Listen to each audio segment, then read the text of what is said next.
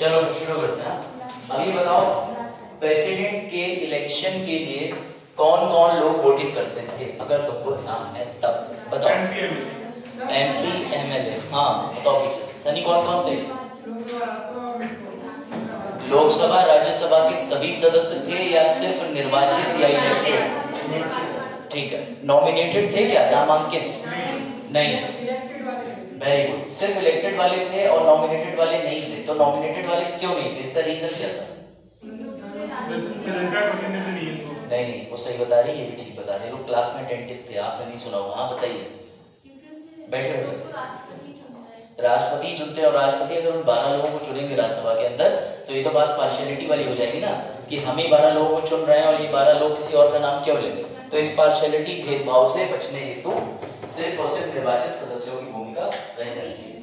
ठीक है। आवाज सबसे क्या बोल, पंखा चलाना है पीछे। अब बच्चों ने वूलन वाले कपड़े पहनना शुरू कर दिए, तो पंखा चलाना है। वाह, उनसे पूछो, बेचारे सिंगल शर्ट में 3 दिन काट दिए हमारे।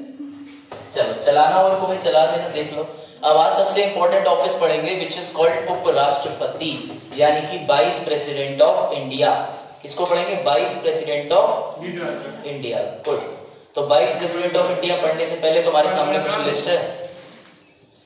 कई बार वन लाइनर क्वेश्चंस में आ जाता है कि देश के पहले उपराष्ट्रपति कौन थे? राष्ट्रपति सबको पता है, राजेंद्र प्रसाद जी थे आदरणीय पहले राष्ट्रपति, लेकिन उपराष्ट्रपति नहीं। वो तो लाइट का है, पंखे का। बस बीच वाला बंद कर दो तेज, कोई नहीं। बीच वाला लाइट का है नहीं, वो फैन का निकला। सबसे पहला वाला लाइट का। चल कोई बात। अब भी नहीं, सबसे पहला उधर से। आप तो कौन सी मूवी सुनी थी? नहीं, सबसे फर्स्ट वाला उस तरफ से, लास्ट वाला। हाँ, अब बीच वाला खोल दो बस। चलो आज ठीक है। टॉपिक है आज का उपराष्ट्रपति। तो याद रखना, सबसे पहले उपराष्ट्रपति जी कौन थे? डॉक्टर सर्वपल्ली राधाकृष्णन। ठीक है ना, डॉक्टर सर्वपल्ली राधाकृष्णन। और इसके अलावा ये लिस्ट एक्सपेक्टेड है, आ जाओ। इसके अलावा ये लिस्ट एक्सपेक्टेड है कि जितने भी यूपीएससी और पीएससी एस्पिरेंट हैं उनको याद होना चाहिए। कई बार ऐसा होता है कि सरकार और उपराष्ट्रपति का बहुत बड़ा कनेक्शन होता है, तो याद रखना उपराष्ट्रपति की सूची याद रख लेना। ज्यादा नहीं, 14-15 नाम है। ठीक है, तो आई थिंक आपको याद करने हैं। अभी लास्ट वाले उपराष्ट्रपति ये थे, लेकिन सवाल ये है वर्तमान में उपराष्ट्रपति कौन? हाँ, मोहल्ले में आपके भाई पड़ोस में रहते होंगे, और इज्जत के साथ नाम लो। अरे सर, अभी वो दशहरा के साथ में ही जला रहे थे रावण हम और वो है। बेटा सम्मान के साथ नाम लो। जो वेबसाइट है उस पर भी देख रहे हो कितने सम्मान से लिखा हुआ है डॉक्टर, और तुम कह रहे हो कि भैया बस। ऐसा तुमको नहीं कहना, ये है। ठीक है, ये भी। तो अभी वर्तमान में हमारे उपराष्ट्रपति जो है वो 14वें यानी कि 14th नंबर के हैं। इनका नाम है Shri Jagdeep Dhankhar, vice president of India. अब ध्यान देना, ठीक है। और बाकी यहाँ पे इनका mobile number, date of birth, सब चीजें ये वेबसाइट पे दी हुई है राज्यसभा की। तो राज्यसभा की वेबसाइट पे सब लिखा। क्या चीज? और नहीं लगता है? देखो बाजार तुम्हारे लिए काम की चीज लेके आए, वो सब LLB है। ठीक है, देख रहे हो? तो LLB होते हैं ज्यादातर ऐसे पढ़े लिखे लोग, देश को आजादी वकीलों ने दिलवाई। क्यों? चलो आगे बढ़ते हैं। उसके बाद इतनी इंफॉर्मेशन इनके काम की हो गई, आपके लिए पूरी लिस्ट है, इसको देख लेना। अब सबसे इंपॉर्टेंट चीज पे स्विच करते हैं कि इनका नाम क्या है। आज आर्टिकल कॉन्स्टिट्यूशन में उपराष्ट्रपति का कौन सा है? आर्टिकल कॉन्स्टिट्यूशन में उपराष्ट्रपति का कौन सा है? सामने लिखा है 63। कौन सा? अब ध्यान से देखना, अभी मैं तुम्हें एक जादू दिखाता हूँ। ठीक है, जादू देखो, जादू। सूर्य ध्यान देना इस पे, सब लोग जितने आगे बैठे। ठीक है ना, लांची तुम भी। ये देखो, ये फोटो पे भी क्या लिखा है? क्या लिखा है? ठीक है, अब बताओ क्या लिखा। अब क्या लिखा है? ऊपर क्या लिखा है? पढ़ो लांची। हाँ, चेयरमैन सर। मतलब अभी एक स्लाइड पीछे आपने लिखा है उपराष्ट्रपति, और एक स्लाइड आगे आपने लिखा है सभापति, और इंग्लिश में भी आपने लिख दिया चेयरमैन ऑफ राज्यसभा। ऐसा क्यों? क्योंकि बेटा याद रखना, देश का उपराष्ट्रपति राज्यसभा राज्यसभा का कौन होता है? सभापति, जिसे चेयरमैन कहते हैं। ये बात याद रखना, इसीलिए सर ने एक आदमी के डबल रोल दिखाए हैं। समझ में आई बात कि उपराष्ट्रपति ही राज्यसभा के पदेन अधिकारी यानी कि सभापति होते हैं। क्यों होते हैं तो मैं बड़ा अच्छा कनेक्शन में बताऊंगा। कई बार तुम्हारे दिमाग में ये आया होगा कि सर उपराष्ट्रपति जो है वो राज्यसभा के सभापति का पद उनको बनाया ही क्यों गया, किसी और को क्यों नहीं दिया गया, उपराष्ट्रपति को ही क्यों दिया गया? कभी सोचा इस बारे में? आप वही वाली आपकी बात करते हैं, उनका काम ही होता है, लेकिन मैं कह रहा हूँ ये काम बदला भी तो जा सकता है। जैसे आपके घर में बेटा भी आप हो, आपकी वाइफ के जो है वो भैया पति भी आप हो गए, और आपके छोटे भाई के बड़े भाई भी आप हो गए, तीनों आप ही हो ना। लेकिन कहने को ये कि किसी का रोल चेंज करा जा सकता है, नहीं करा जा सकता। तो ऐसा क्यों है? क्यों हमने भैया आदमी वही रिश्ते नए नए बना दिए?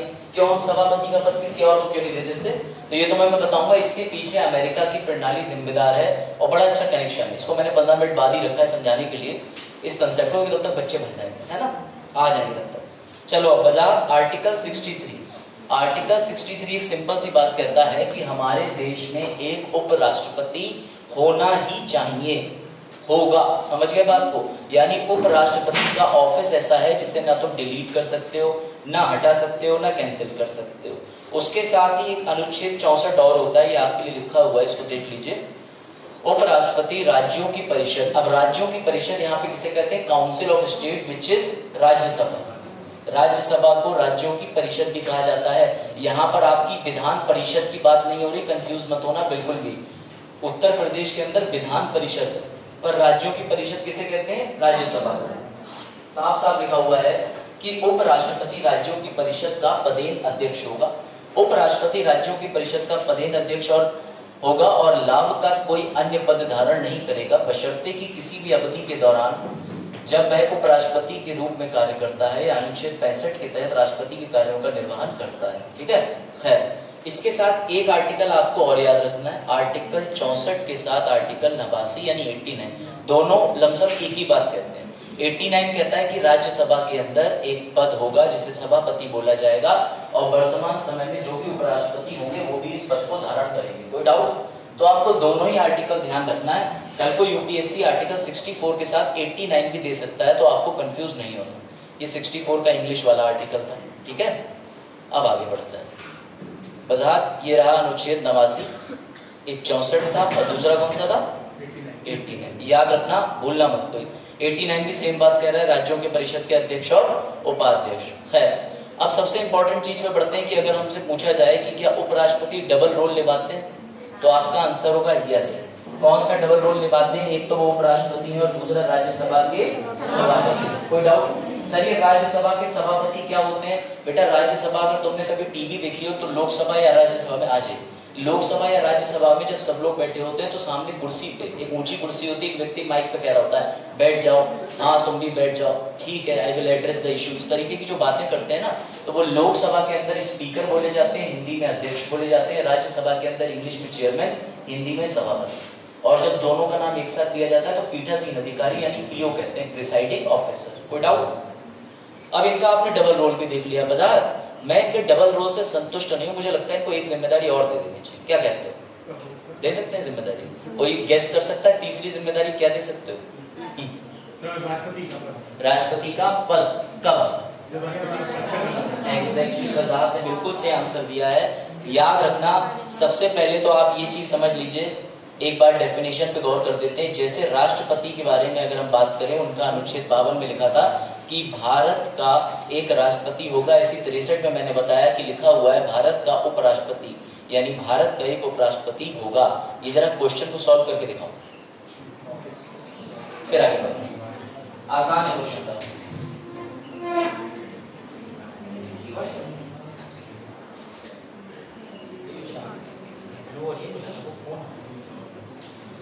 हाँ बताओ क्या होगा? क्या ऑफिस ऑफ उपराष्ट्रपति, राष्ट्रपति जी का, उपराष्ट्रपति जी का ऑफिस यानी उनका पद कह सकते हो, क्या होगा? अनिवार्य है, आवश्यक है, हो सकता है या वर्णित?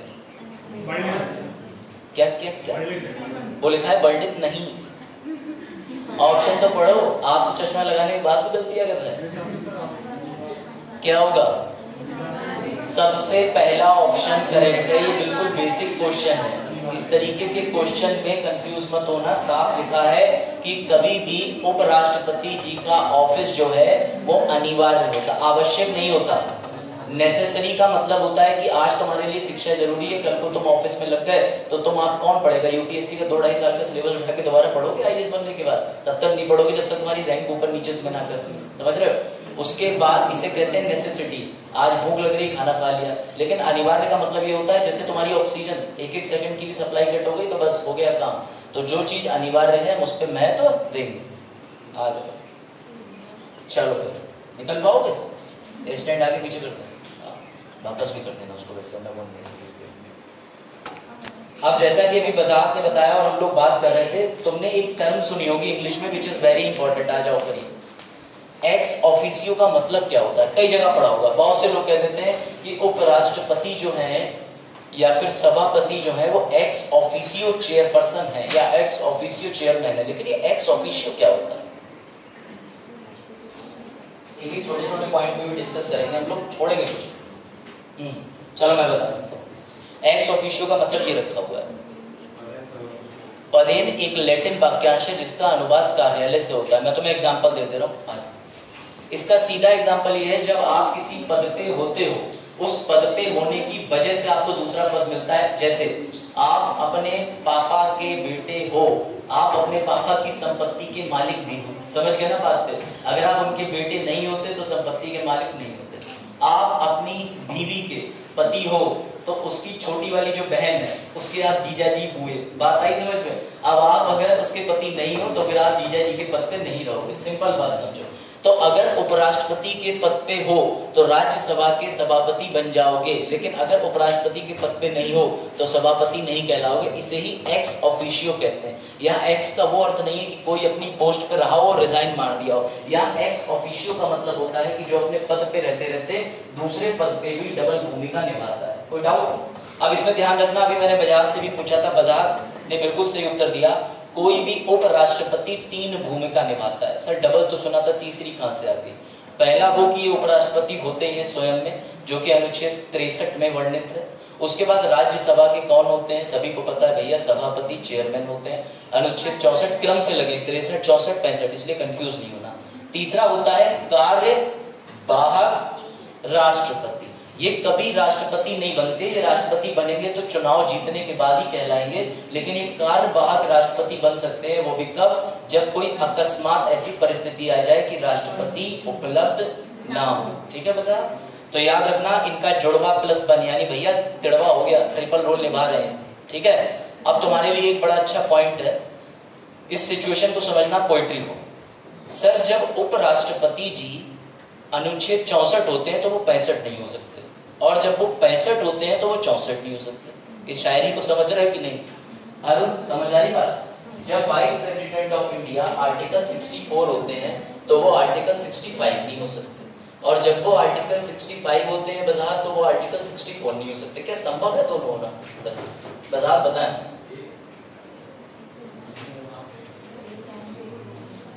आंसर सब ठीक दे रहे हो, लेकिन मैं सुनना चाहता हूँ कि हाँ बजात क्या लगता है? दोनों चीजें आपके सामने लिखी, एक में कार्यवाहक उपराष्ट्रपति, कार्यवाहक राष्ट्रपति, ठीक, और एक में हो गया हमारे राज्यसभा के सभापति। क्या ये दोनों पद एक साथ प्रैक्टिस कर सकते हैं? कैसे? नहीं, यही मैं आपको बताना चाहता हूँ। उपसभापति है, याद रखना, याद रखना। जो बजात ने आंसर दिया है वो ऐसे आप लोग कंफ्यूज ना हो। मैं आपके लिए एक लाइन है वो पढ़वाना चाहता हूँ, ये पढ़ लो। ठीक है?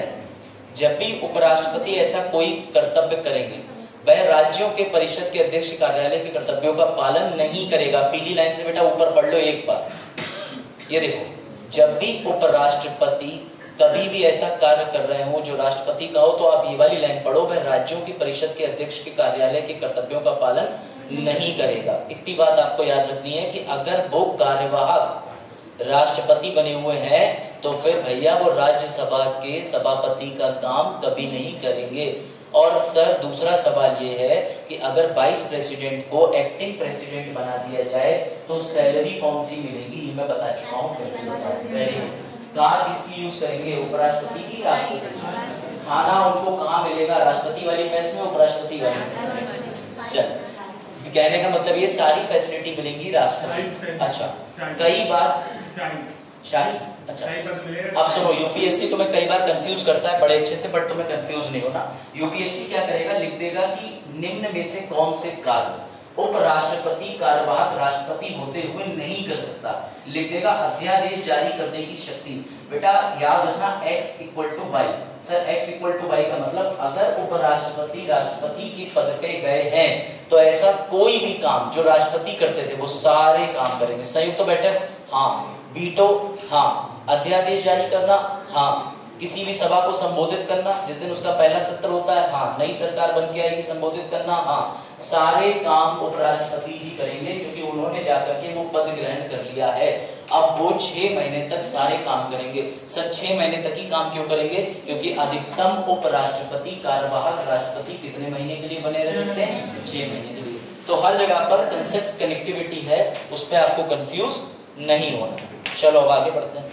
वजाहत, अब सबसे पहले वजाहत ने पूछा कि इतना अच्छा ऑफिस है, इतना बढ़िया पद है, तो फिर क्यों ना मैं अनिवार्य रूप से इसको ज्वाइन ही कर लूं। तो वजाहत ने मुझसे कहा योग्यता क्या क्या है। अब सुनो, मैंने ग्रुप में एक क्वेश्चन पोस्ट किया था, उसमें मैंने राष्ट्रपति जी के जो है योग्यता पे बात करेंगे। अब जो क्लास में रेगुलर आए थे ऑलमोस्ट सभी बच्चों ने आंसर उसका सी दिया है, जो कि ठीक है, क्योंकि वहां राज्यसभा की सदस्यता की योग्यता नहीं चाहिए होती, लोकसभा की चाहिए होती है राष्ट्रपति के लिए। लेकिन जो बच्चे रेगुलर नहीं आ रहे हैं उन्होंने office of profit he answer लगाया है। तो तुम इतना अंदाजा लगा लो कि पीलीभीत में अगर उस ग्रुप में 152 बच्चे हैं तो वो 40 और 55 बच्चे जो रेगुलर आ रहे हैं उनसे कई आ गए। और जबकि वो एक बेसिक क्वेश्चन था, मैं नहीं कहता कि वो यूपीएससी फॉर्मेट में क्वेश्चन था, वो एक बेसिक क्वेश्चन था। उस बेसिक क्वेश्चन में भी बच्चों को क्लैरिफिकेशन नहीं है। तो बात आई समझ में, जो लोग आ रहे हैं उन्हें कुछ तो एक्स्ट्रा मिलेगा। इसलिए मैंने हमेशा ग्रुप पे पोस्टिंग करी है कि भैया आ जाओ, लेकिन नहीं आ रहे तो मत आओ, बाद में वीडियो देखिए, ठीक है। अब उपराष्ट्रपति की पद के लिए आपको एक चीज याद रखनी, आ जाओ। मैंने आपको राष्ट्रपति के पद की योग्यता बताई थी तो लिखवाया था 35 LOC, इसमें नीचे फोटो दिखाया था मूवी का। यहाँ पे आपको उस ट्रिक को ध्यान रखना है, बस L की जगह R लगा देना है। बेटा उपराष्ट्रपति की आप सीधे लॉजिक लगाओ, उपराष्ट्रपति कहाँ का सभापति बनता है, तो भैया उसको राज्यसभा के योग्यता चाहिए सदस्य बनने लायक। राज्यसभा का सदस्य नहीं होगा, बस इस योग्य होगा, यानी आयु पूरी कर रहा हो, चुनाव लड़ने की योग्यता हो, सारे मानक पूरे करता हो, जिससे राज्यसभा का सदस्य बन चुके, लेकिन राज्यसभा का सदस्य नहीं होना चाहिए। ऐसा क्यों है ये भी हम आगे जानेंगे कि हम उसको राज्यसभा का सदस्य क्यों नहीं रखते। बात आई समझ में। उसके बाद ऑफिस ऑफ प्रॉफिट, इसका मतलब ये होता है लाभ का पद। लाभ का पद मैं रिपीट कर दे रहा हूँ, लाभ का पद ये नहीं कि आप सरकारी बैंक में हैं, सरकारी आप प्रोफेसर हैं तो आप लाभ के पद के अधीन नहीं आते। लाभ का पद वहां गिना जाता है जब आप किसी तरीके से राज्य सरकार या दूसरी पार्टी के नियंत्रण में हैं और आप बनना चाहते हैं उपराष्ट्रपति। तो फिर सरकार ये देखती है कि तुम ऑलरेडी उत्तर प्रदेश नीति आयोग के अंदर कोई ऐसी विंग बना दी है, नीति आयोग केंद्र की बॉडी है, उसने कोई एक विंग बना दी यूपी में, तुम उस यूपी के अंदर उसके अध्यक्ष बने बैठे हो, तो सरकार को डर है कि तुम यूपी वाली उस सरकार के फेवर की बात कर सकते हो, तो उसे ऑफिस ऑफ प्रॉफिट बोला जाए। बात समझिए, कई बार ऐसा होता है। और मैंने इसमें आपको मनमोहन सिंह जी का किस्सा बताया था कि वो प्रोफेसर थे, जाते थे क्लासेस लेने बतौर पीएम होने के साथ। भारतीय नागरिक होना चाहिए, इस पॉइंट को ध्यान रखना, भारतीय नागरिक वाले को क्वेश्चन बना है इसमें, ठीक है। आए सर ये सब कहाँ दिया हुआ है, तो याद रखना एलिजिबिलिटी योग्यता की बात करता है अनुच्छेद 66। सर सिर्फ योग्यता की बात करता है, कई चीजों की बात करता है, ये हम अभी समय समय पर निकालेंगे, लेकिन योग्यता ये डिफाइंड है, कोई भी व्यक्ति उपराष्ट्रपति के रूप में चुनाव के लिए पात्र नहीं होगा जब तक कि वह भारत का नागरिक है। समझ गए। ये जो लैंग्वेज लिखी हुई है इसमें कंफ्यूज मत होना, ऊपर से जो कनेक्शन निकल के आता है वो तुम्हें पूरा पढ़ना पड़ेगा। कई बार तुम्हें लगता है नहीं होगा का मतलब क्या है, फिर नीचे जाके लिख देंगे जब तक वो ये सारी परिस्थितियां पूरी ना करता। तो ये कॉन्स्टिट्यूशन की लैंग्वेज है, उसको समझने में थोड़ा वक्त लगेगा। भारत का नागरिक होना चाहिए, 35 वर्ष की आयु पूरी कर चुका हो। सर हम 34.5 के हैं या परसों 35 के हो रहे हैं, चुनाव आज हो रहा नहीं, अगर आप उस डेट में 35 की आयु पूरी कर चुके हैं तभी हो पाए। राज्यों की परिषद के सदस्य के रूप में चुनाव के लिए योग्य है। समझ गए। ये 3 कंडीशन है इसकी आर्टिकल 66 के ए बी सी के अंदर। कोई डाउट इधर? क्वालिफिकेशन समझ गए। जैसे तुम लोग पेट का फॉर्म भरते हो तो उसमें कहता है आयु न्यूनतम कितनी होनी चाहिए, 18। ठीक है। सेंटर का सिलेक्शन तो नहीं आता ना, तभी तो फेंका तुम्हें। 35 सेंटर बने हैं ना, पता है। मुरादाबाद है कोई 28 तारीख 3:05 वाला, 3 से 5 वाला। अरे छोड़ो, दुख है दुख, कैसे जाओगे तुम लोग? मैं तो बाइक से जाऊंगा। चलो आ जाओ। देखो अब देखो, अब यहाँ पर एक ट्विस्ट आ रहा बड़ा अच्छा।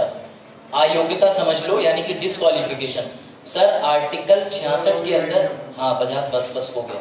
आर्टिकल 66 के अंदर अगर योग्यता दी हुई है तो आर्टिकल 66 के अंदर अयोग्यताएं भी दी होंगी। ठीक है, दोनों चीजें एक ही आर्टिकल में दी है। इसकी अयोग्यता बड़े कमाल की है। इसकी अयोग्यता का मतलब ये है कि मैं मेंबर ऑफ पार्लियामेंट लोकसभा का हूँ वर्तमान में, और मैं वाइस प्रेसिडेंट का इलेक्शन कंटेस्ट करने जा रहा हूँ, लड़ने। तो फिर जैसे ही मैंने नामांकन पत्र भरा, क्या मैं उपराष्ट्रपति जो बनने के लिए जा रहा हूँ चुनाव, उससे पहले अपनी लोकसभा की सदस्यता छोड़ दूं? नहीं, ऐसा कोई भी तुम्हारे लिए रोक या बैरियर नहीं है। जिस दिन तुम उपराष्ट्रपति जी का पद ग्रहण करोगे उससे पहले तुम्हें रिजाइन मानना पड़ेगा, वरना अगर तुम उपराष्ट्रपति का चुनाव भी नहीं जीते तो तुम्हारी लोकसभा की सदस्यता भी चली जाएगी। बात समझे? इसलिए याद रखना, अगर आप किसी राज्य की विधानसभा, विधान परिषद, लोकसभा, राज्यसभा कहीं पे सदस्य हैं, तो जिस दिन आप अपना, साफ साफ लिखा है, जिस दिन एंटर अपॉन हिज ऑफिस, अपने कार्यालय में पद ग्रहण करेंगे, उसी दिन आपको सदस्यता रद्द करनी होगी। उससे पहले कोई समस्या नहीं आएगी। लेकिन सर ऑफिस ऑफ प्रॉफिट, अगर आप किसी सरकार के अधीन किसी ऐसे पद पर हैं, तो जी हाँ, चुनाव लड़ने के लिए आपको ऑफिस ऑफ प्रॉफिट त्यागना पड़ेगा। मेरी बात ध्यान से समझना।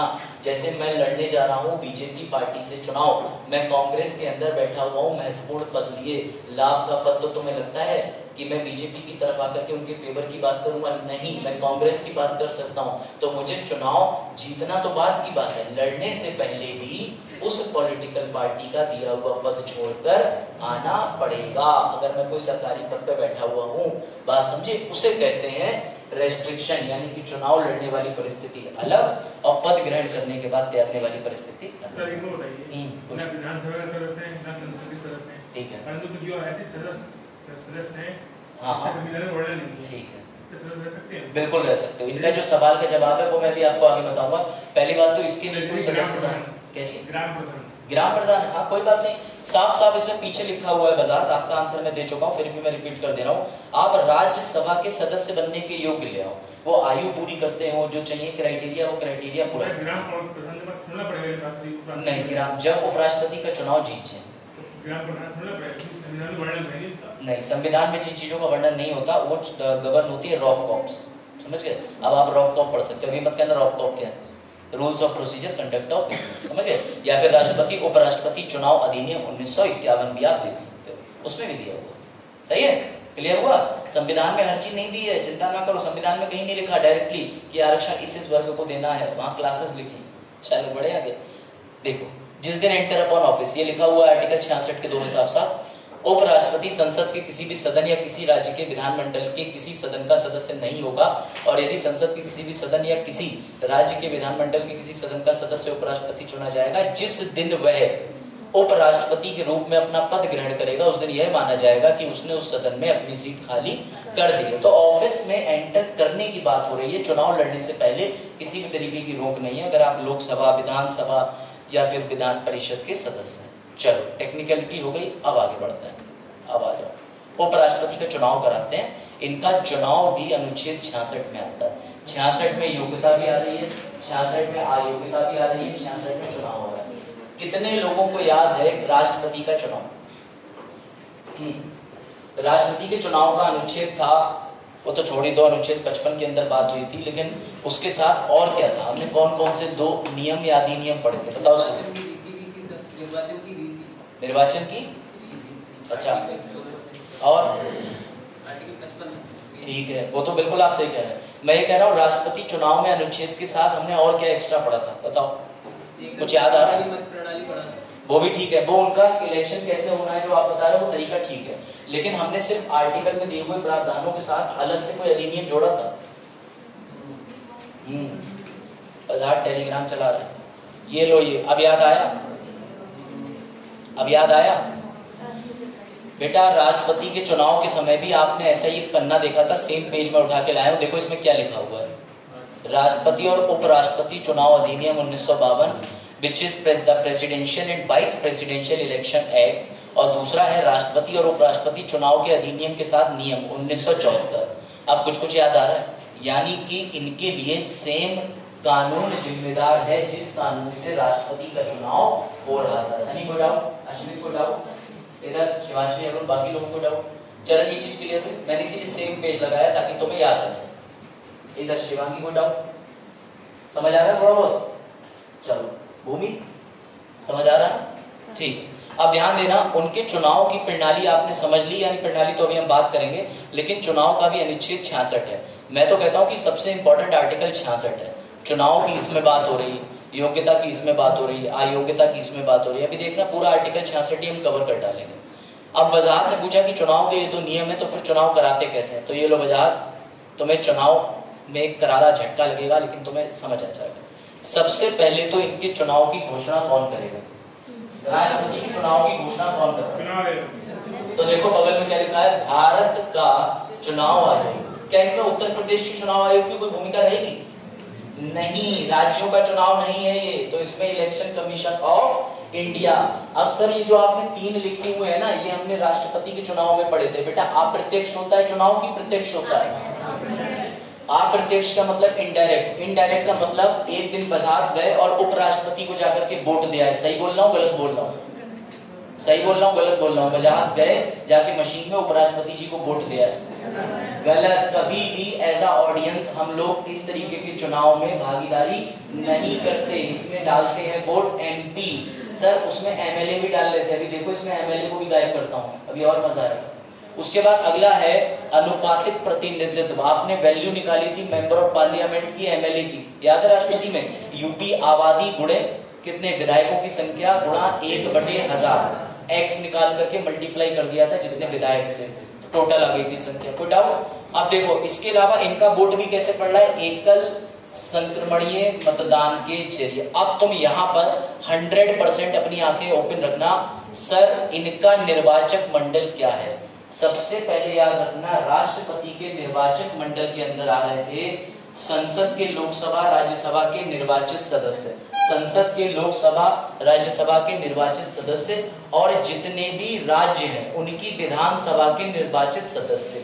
यानी सर जब देश के महामहिम राष्ट्रपति जी का चुनाव होगा तो उसमें हमारे विधायक जी भी भागीदारी लेंगे, सांसद भी भागीदारी लेंगे। कोई डाउट? लेकिन अब यहाँ पे तुम्हें शौक लगेगा, यहाँ पे उपराष्ट्रपति के चुनाव में राज्य की कोई भागीदारी नहीं है। यहाँ पर निर्वाचित और नामांकित दोनों तरीके के लोग उपराष्ट्रपति के चुनाव में वोट लेंगे। सचिन 2012 में निर्वाचित थे कि नामांकित थे? राज्यसभा में नॉमिनेटेड 238 चयनित थे, 12 लोग राष्ट्रपति ने चुने थे, उसमें सचिन भी थे। तो बेटा याद रखना इसकी ट्रिक कि यहाँ पर हमारे सचिन भी होंगे और उनके साथ निर्वाचित भी होंगे। यानी उपराष्ट्रपति के चुनाव में राज्यसभा लोकसभा के सभी सदस्य होंगे, निर्वाचित नामांकित में कंफ्यूज मत होना, दोनों। ये इंपॉर्टेंट चीज समझे सनी? और जबकि राष्ट्रपति में क्या था, सिर्फ निर्वाचित वाले थे, राज्यों में भी और संसद के लोकसभा राज्यसभा में भी। और यहाँ पर निर्वाचित नामांकित कहाँ के? सिर्फ लोकसभा राज्यसभा की। बेटा राज्यों का कोई भी रोल उपराष्ट्रपति में है ही नहीं, कोई विधायक उपराष्ट्रपति चुनाव में वोट देता ही नहीं है। कोई डाउट? क्लियर हुआ? अब देखो एक और शॉकिंग चीज, ध्यान देना और तुम्हें मजा आ जाएगा। जो लोग राष्ट्रपति को पद से हटाने के लिए वोट देते हैं वही लोग उपराष्ट्रपति को चुनने के लिए वोट देते हैं। ध्यान देना, राष्ट्रपति को हटाने के लिए कौन कौन लोग भागीदारी लेते थे? तब राज्यों की कोई कीमत नहीं थी। राष्ट्रपति को हटाने के लिए निर्वाचित नामांकित लोकसभा राज्यसभा के अंदर दोनों तरीके के लोग उनके खिलाफ महाभियोग मूव करते थे, लोकसभा में भी राज्यसभा में भी। बेटा वही लोग अगर तुम ट्रिक अप्लाई करो तो उपराष्ट्रपति को चुन रहे हैं, यानी निर्वाचित नामांकित। समझ में आई बात? अब इस चीज को बस 10 सेकंड का टाइम लेके एक बार समझो सर क्या कह रहे हैं। जिसको डाउट हो कि सर किसकी बात कर रहे हैं किसकी नहीं, फिर से पूछो, एकदम से के ऊपर से नहीं जाना चाहिए, रूल याद रखना। 10 सेकंड 12 सेकंड का टाइम लो, देखो सर ने क्या बताया, नहीं समझ आया फिर पूछो।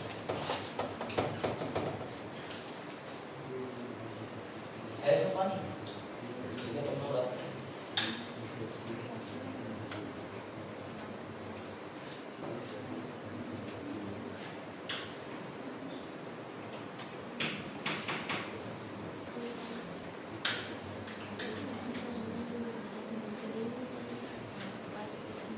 समझ आया? चलो मैं फिर से रिपीट कर रहा हूँ सर। 2 पद होते हैं जरूरी संवैधानिक, एक राष्ट्रपति एक उपराष्ट्रपति। राष्ट्रपति का जो चुनाव होता है उसके अंदर लोकसभा राज्यसभा में सिर्फ निर्वाचित लोग करते हैं। सर नामांकित नहीं होते उसमें? नहीं, उसमें सचिन नहीं होंगे, इसलिए मैंने सचिन का फोटो डाला। सर सचिन क्यों नहीं होंगे? क्योंकि बेटा सचिन को राष्ट्रपति ने ही आमंत्रित करके बुलाया है, तो अपना वोट तो कभी राष्ट्रपति के खिलाफ तो देंगे, इसलिए हम वहां पर पूरे देश का एक राष्ट्रपति चुन रहे हैं, तो थोड़ी ट्रांसपेरेंसी पारदर्शिता अच्छे से रखेंगे, इसलिए सिर्फ निर्वाचित लोगों को लेंगे। कोई डाउट? फिर हमने राज्यों के भी राष्ट्रपति होते हैं, यानी राज्यों का मतलब यूपी, उत्तराखंड, बिहार, सब लोग राष्ट्रपति चुनाव में भागीदारी लेते हैं। तो हमने जितने भी विधायक लोग थे उनसे कहा कि तुम राष्ट्रपति चुनाव में वोट दो, तो यानी राष्ट्रपति के चुनाव में लोकसभा, राज्यसभा प्लस सभी राज्यों के विधायक ये लोग वोट दे रहे थे। कोई डाउट? लेकिन उपराष्ट्रपति में ऐसा नहीं है। उपराष्ट्रपति में लोकसभा और राज्यसभा है। सर फिर राज्यों की भूमिका कहां गई? काट दिया मैंने नीचे। क्यों काट दिया? क्योंकि राज्यों की कोई भूमिका उपराष्ट्रपति के पद के लिए है ही नहीं। कोई डाउट? कोई डाउट? अच्छा, अब हटाने की बात कर लो। जब राष्ट्रपति को हटाने की बात चलती है तो राष्ट्रपति को हटाने के लिए लोकसभा, राज्यसभा में जो नामांकित लोग होते हैं वो भी आगे आते हैं। यानी जब राष्ट्रपति को पद से हटाना हो तो पूरी लोकसभा, पूरी राज्यसभा, निर्वाचित, नामांकित दोनों लोग मिलकर महाभियोग मोशन मूव करेंगे। बात आई।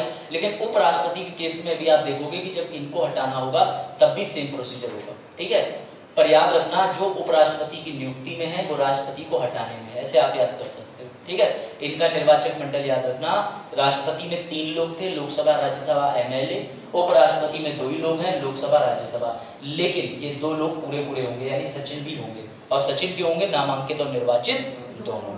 तो ये ध्यान रखना। मैंने लिख दिया, 2-3 बार एमसीक्यू लगाओगे ना तो तुम्हें याद हो जाएगा। सर एमसीक्यू भी लगाने होते हैं? हाँ। ऑल मेंबर्स ऑफ पार्लियामेंट, सभी सदस्य इलेक्टेड प्लस नॉमिनेटेड, निर्वाचित एवं नामांकित। चलो अब आगे बढ़ते हैं। ठीक है, अभी और आपको समझ आएगा कैसे। वो ऐसे कि इनका नामांकन पत्र भरवाते हैं और इनको भी इलेक्शन जितवाते हैं, फिर एमसीक्यू है। अब देखो, शुभम ने पूछा कि सर उपराष्ट्रपति का चुनाव लड़ने के लिए क्या शर्तें हैं, तो तुम्हें यहाँ पर ना पूरा डिट्टो वही प्रोसीजर दिखेगा राष्ट्रपति का, तो कंफ्यूज मत होना, बस एंजॉय करते चलना। सबसे पहले राष्ट्रपति महोदय ने नामांकन पत्र भरा, इन्होंने भी नामांकन पत्र भरा। सर नामांकन पत्र क्यों भरते हैं? इसमें तुम्हारी आय, संपत्ति, पढ़ाई, ओरिजिनल नाम, तुमने कभी धर्म परिवर्तन करा, कितनी शादी हुई है, सारा ब्यौरा देना होता है। क्यों?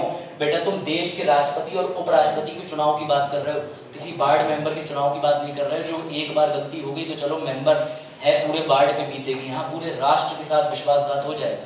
तो इसलिए हम उनका नॉमिनेशन लेटर बड़ा अच्छे से भरते हैं। अब आगे सभी लोग ध्यान देना, लांची वाला ग्रुप, कि राष्ट्रपति के चुनाव के लिए हमें प्रस्तावक कितने चाहिए थे? 50। उसके बाद अनुमोदक यानी सेकेंडर्स कितने चाहिए थे? 50। अब उपराष्ट्रपति का पद उनसे थोड़ा छोटा है, तो उपराष्ट्रपति के लिए 20 प्रस्तावक और 20 अनुमोदक से काम चल जाएगा। कोई दिक्कत? ये 20 प्रस्तावक, 20 अनुमोदक लोकसभा, राज्यसभा के भी हो सकते हैं, मिला के भी हो सकते हैं, अलग अलग भी हो सकते हैं, कोई इश्यू नहीं। बात आई समझ में? यानी प्रपोजर, प्रस्तावक 20, सेकेंडर, अनुमोदक 20। सर जमानत राशि की बात हुई थी, 15,000 थी। यहाँ बेटा सेम 15,000 की राशि यहाँ भी है। अगर कितने वोट नहीं मिले तो जमानत राशि जब्त हो जाएगी। 1/6 वहां भी था, 1/6 यहाँ भी है, इसमें कोई डाउट? सर ये 1/6 और 15,000 कहाँ लिखा हुआ है? ये वही लिखा है राष्ट्रपति और उपराष्ट्रपति चुनाव अधिनियम 1952 और नियम 1974 में, तो आपको कंफ्यूज नहीं होना। दूसरी बात ये देखो कि मैंने आपको द्रौपदी मुर्मू जी, जो कि हमारे देश के आदरणीय राष्ट्रपति जी हैं, उनके चुनाव के में भी एक फोटो दिखाई थी कि हमारे आदरणीय प्राइम मिनिस्टर जी पहुंचे थे और उनके नाम के पहले प्रस्तावक बने थे। यहाँ पे भी देखो कौन बैठे हैं, आदरणीय जगदीप धनखड़ जी बैठे हैं, उनके साथ में आदरणीय पीएम जी बैठे हैं, और क्या कर रहे हैं? उनके लिए भी पहले प्रस्तावक के रूप में नामांकित पत्र फाइल करा है। तो तुमको इनडायरेक्टली एक बात समझ आ रही है, जिसके साथ सरकार होती है वो जीतता ही जीतता है, चाहे कुछ करो। ये है हिडन मैसेज, बात समझे? अब ये देखो यहाँ पर भरवाया इन्होंने इनका लेटर, उसके बाद लेटर भरवाने के बाद सबमिट कर दिया, और तुम्हें देख के बड़ा शॉक्ड होगा। बेटा ये देखो यहाँ कौन कौन मौजूद है। ऑनरेबल एस जयशंकर जी फॉरेन मिनिस्टर भी हैं, उनके साथ जेपी नड्डा जी भी बैठे हैं, और भी कहाँ लेडीज हो रहे हैं। अच्छा लेडीज के बारे में बता दें, टॉपिक चेंज। चलो आ जाओ, अब इस पे आ जाओ। उसके बाद आपने ये देखा था कि इनका चुनाव होने के लिए, यानी राष्ट्रपति के चुनाव में भी सेम एक निर्वाचन अधिकारी लगा था, जो कि एक आईएएस था, जिसे रिटर्निंग ऑफिसर बोल देते, याद आया? इनके चुनाव में भी बेटा एक रिटर्निंग ऑफिसर निर्वाचन अधिकारी लगेगा। चुनाव आयोग भारत का इनके भी चुनाव से ठीक 60 दिन पहले एक नोटिफिकेशन जारी करेगा, यानी इनका चुनाव भी 5 साल पूरा होने से 60 दिन के अंदर कर दिया जाएगा। क्यों कर दिया जाएगा? क्योंकि इनका पद भी 1 सेकंड भी खाली नहीं रहना चाहिए। अभी आगे एक बड़ा अच्छा ट्विस्ट आएगा, मजा आएगा। उसके बाद होती है वोटिंग। वोटिंग कौन कौन करेंगे? लोकसभा और राज्यसभा के सदस्य, नामांकित निर्वाचित दोनों। बात याद रखना सर, इसमें आपने राज्य की बात नहीं की। यूपी बिहार कहां गया बेटा? यूपी बिहार की आवश्यकता इनके चुनाव में नहीं होती। अब याद करना, इसके बाद रिजल्ट आ जाएगा और मुबारक हो तुम्हें मिल गए तुम्हारे vice president of India. Sir यहाँ कोटा नहीं लगेगा? बिल्कुल लगेगा, यहाँ भी कोटा लगेगा। कुल वोटों को डिवाइड करा जाएगा, 50% प्लस 1 वोट से उनकी जीत हासिल होगी। उसके बाद ऐसे होगा ये देखो, इससे पहले हमारे गवर्नर साहब थे जगदीप धनखड़ जी, कहाँ के? पश्चिम बंगाल के। ये ध्यान रखना, ये 14वें, ये संख्याएं पढ़ लेना। अभी पैड देने जा रहे हो, कुछ नहीं पता, वाइस प्रेसिडेंट 14th पूछ ले, तुम 18th पे टिक मारा हो, 16वें पे टिक मारा हो, इसमें भैया देख लो 14th vice president of India है और इनका नाम है रिस्पेक्टेड जगदीप धनखड़, DHNKCR, ठीक है। और साफ साफ दिया हुआ है कि 6 अगस्त को इनका चुनाव हुआ था, 528 वोट मिले 710 में से, और लोकसभा सेक्रेटरी जनरल जिसे रिटर्निंग ऑफिसर का उस दिन पद मिला था उसने काम करा। सर द्रौपदी मुर्मू जी ने उनके चुनाव में PC मोदी साहब का नाम लिया था, वो राज्यसभा के थे महासचिव। बात आई, सेक्रेटरी कहाँ के थे? लोकसभा के नहीं, वो राज्यसभा के सेक्रेटरी जनरल थे। इनका चुनाव किसने कराया है?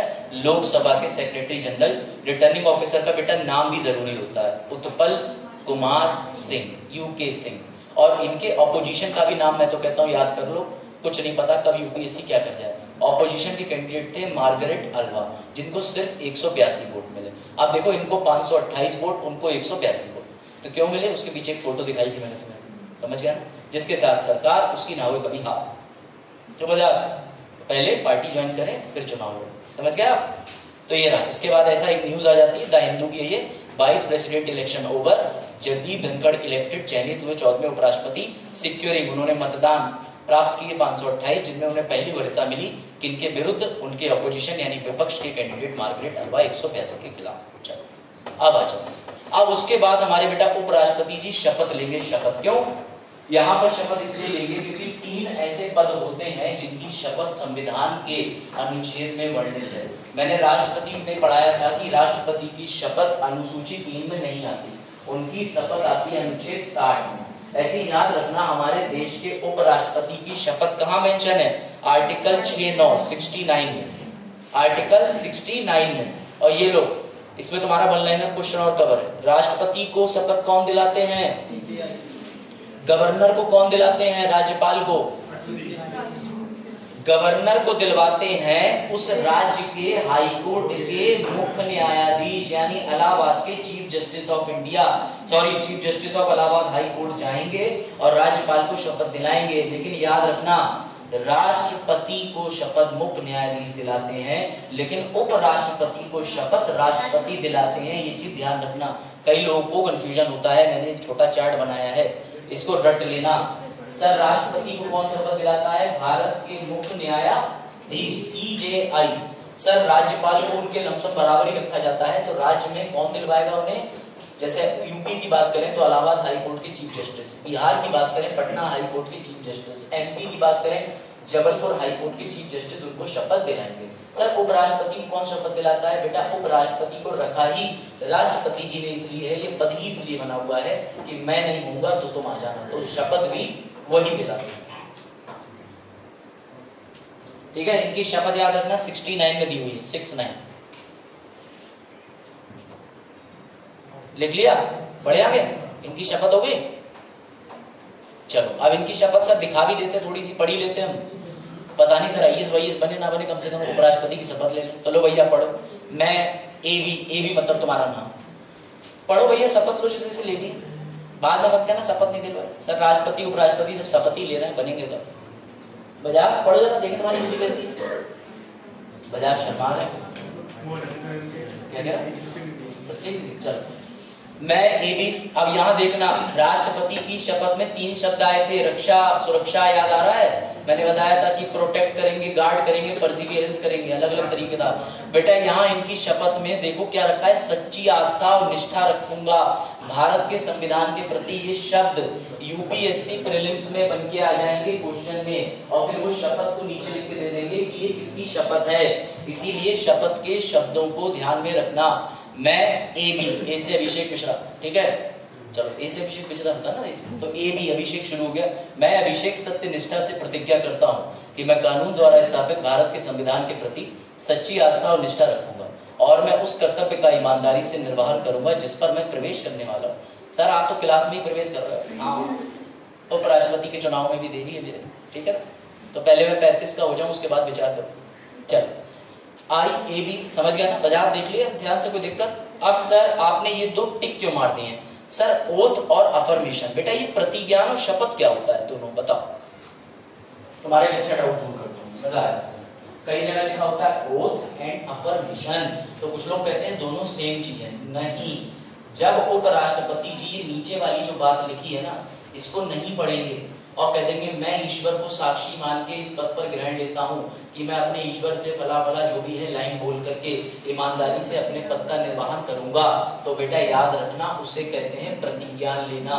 यानी तुम्हें शपथ भी अलाउड है, चाहे संविधान की कसम खा लो, चाहे तुम जिसे मानते हो उसकी कसम खा लो, ईश्वर की, उनकी नहीं। पता चला चुनाव के बीच में उनके सिर पे हाथ रख के काजल, समझ रहे हो ना, काजल तो कोई नहीं है यहाँ पे, अरे सॉरी, काजल मतलब मैं अजय देवगन वाली बात कर, उसमें काजल ही था ना, रवीना टंडन का नाम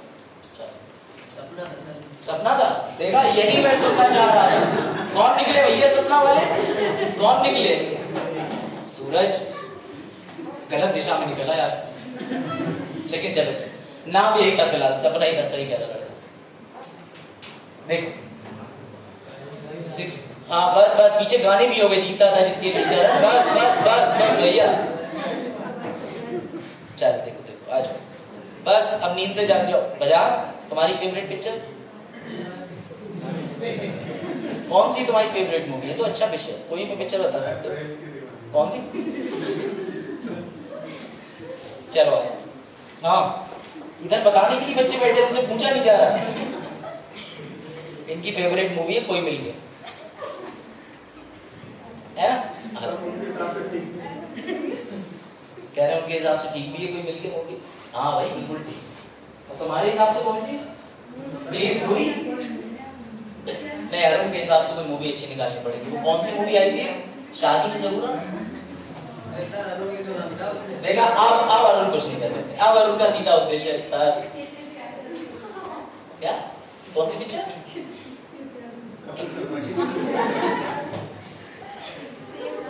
तुम लोग मूवीज के नाम में ही ज्यादा अच्छे हो। इस बार यूपीएससी के कॉलम बढ़ा दे, फिल्म इंडस्ट्री एंटरटेनमेंट के 5 क्वेश्चन, एक भी गलत नहीं होना चाहिए। चलो देखो, आप ध्यान से देखना, ठीक है। अब आलोक को डाउट हुआ, सर मुझे डाउट है कि चुनाव प्रक्रिया ठीक से नहीं हुई है, कुछ ऐसा आप चेक कराइए जिससे चुनाव चेक हो। तो बेटा राष्ट्रपति जी का चुनाव के समय पर अगर किसी को कोई डाउट होता था तो वो भी आर्टिकल 71 में जा रहे थे, चुनाव याचिका लेके, इलेक्शन पिटीशन लेके, जिसमें मैंने बताया था कि न्यूनतम 5 जज होना चाहिए, संवैधानिक पीठ के पास लेके जाएंगे। लेकिन याद रखना लेके कौन जाएगा, तो राष्ट्रपति के केस में छोटा सा टाइम टेबल देख लो। राष्ट्रपति के केस में उनका नाम दिया था प्रस्तावक 50, अनुमोदक 50, लेकिन उनके खिलाफ चुनाव याचिका मूव करेंगे न्यूनतम 20 लोग, या जो कैंडिडेट हारा है, या तो अकेला वो कैंडिडेट जो चुनाव हारा है, या फिर तो 20 लोग जाएंगे लोकसभा राज्यसभा के निर्वाचक मंडल से जो चले जाएंगे उनके खिलाफ, कहां? सुप्रीम कोर्ट में याचिका लेके। उपराष्ट्रपति के केस में भी ऐसा ही होगा, उनका नाम कितने लोगों ने प्रस्तावित किया था? 20 लोग, जिसे हम प्रपोजल कहते थे, फिर और 20 लोग लगे थे जिन्हें अनुमोदक कहते हैं। लेकिन हटाने के लिए कितने लोग चाहिए? 10, या तो 10 की भीड़ जाएगी या एक अकेला आदमी जाएगा जो कि उनके निर्वाचक मंडल में हार गया हो, खड़ा हुआ था हार गया। मार्गरेट अलवा जी जाएंगे सुप्रीम कोर्ट के पास कि मुझे लगता है कि इस चुनाव में कोई धांधलेबाजी हुई है, समझ में आएगा, तो वो अकेले जा सकते हैं। तो ये याद रखना कि इनका नाम दे रहे थे 40 लोग, 20-20, और इन्हें भगाने के लिए बाहर आए 10 लोग, समझ गए? ऐसे राष्ट्रपति का भी याद रखना। चलो अब बात कर लेते हैं कि उपराष्ट्रपति जी अपने टर्म यानी कितनी अवधि के लिए रहते हैं तो इसका आर्टिकल भी पूछा जाता है, आर्टिकल 67 याद रखना इसके। हाँ कितने साल की? 6 साल के लिए। कहाँ लिखा है? राज्यसभा का कार्यकाल 6 साल होता है। उपराष्ट्रपति कितने कितने वर्ष के लिए रहते हैं? संविधान में लिखा है। चलो अभी पढ़ते हैं। संविधान पहले ये पढ़ ले, संविधान क्या कहता है। लो बजाज जी पढ़ो, जरा पढ़ो, पढ़ना बजाज जी क्या लिखा। बहुत अच्छा है कि मैं संविधान के आर्टिकल डायरेक्टली लाके चिपका दे ना, घर जाके तारक होती है, ये सर ने गलत पढ़ा। चलो आगे कितने बजाज 6 नहीं दिख रहा मुझे। अच्छा वो काट दिया, कहाँ करा, कौन सा संशोधन? 44 मान 104 105 -1/1। सर 6 तो होता है, किसी का सदस्य का होता होगा क्या? सर 6 किसी का हो नहीं पाता है। आपको बताया था मैंने 1 बटा कितने सदस्य होते हैं 2 साल में? 1 बटा याद है 1 बटा 6 1 बटा 3 2 साल में। कहने को 6 साल का पूरा उनका जो टर्म माना जाता है, उसके अंदर 2-2 साल का टर्म पूरा करके सदस्य रिटायर होते रहते हैं। मतलब एक सदस्य वहां 6 साल की जर्नी पूरी कर लेता है। जब वो आता है थोड़ा समय हो जाता है फिर बाहर जाने के लिए।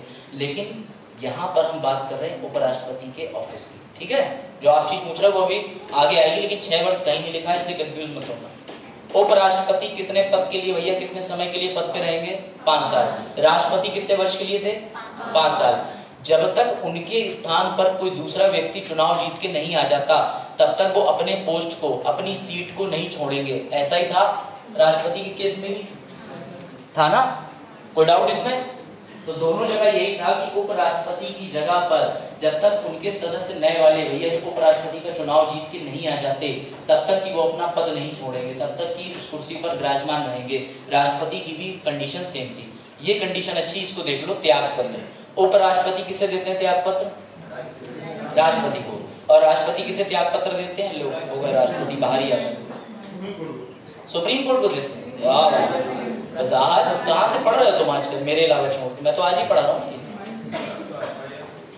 देखो प्रेसिडेंट किसे देते हैं त्याग पत्र? 22 वर्षा बोलते हैं इसे। 22 वर्षा का मतलब ये होता है कि जैसे ए का मतलब बी तो बी का मतलब ए, यानी 22 प्रेसिडेंट को देते हैं अपना त्याग पत्र, और राष्ट्रपति उपराष्ट्रपति को, ये दोनों अपना त्याग पत्र एक दूसरे के ऑफिस में पहुंचवा देते हैं कि भैया लो। अब आता है सबसे जटिल प्रक्रिया कि राष्ट्रपति पे तो चलता है महाभियोग, क्या उपराष्ट्रपति पे भी कोई महाभियोग चलता है? बताओ, क्या उपराष्ट्रपति का महाभियोग सुना है, होता है, चलता है?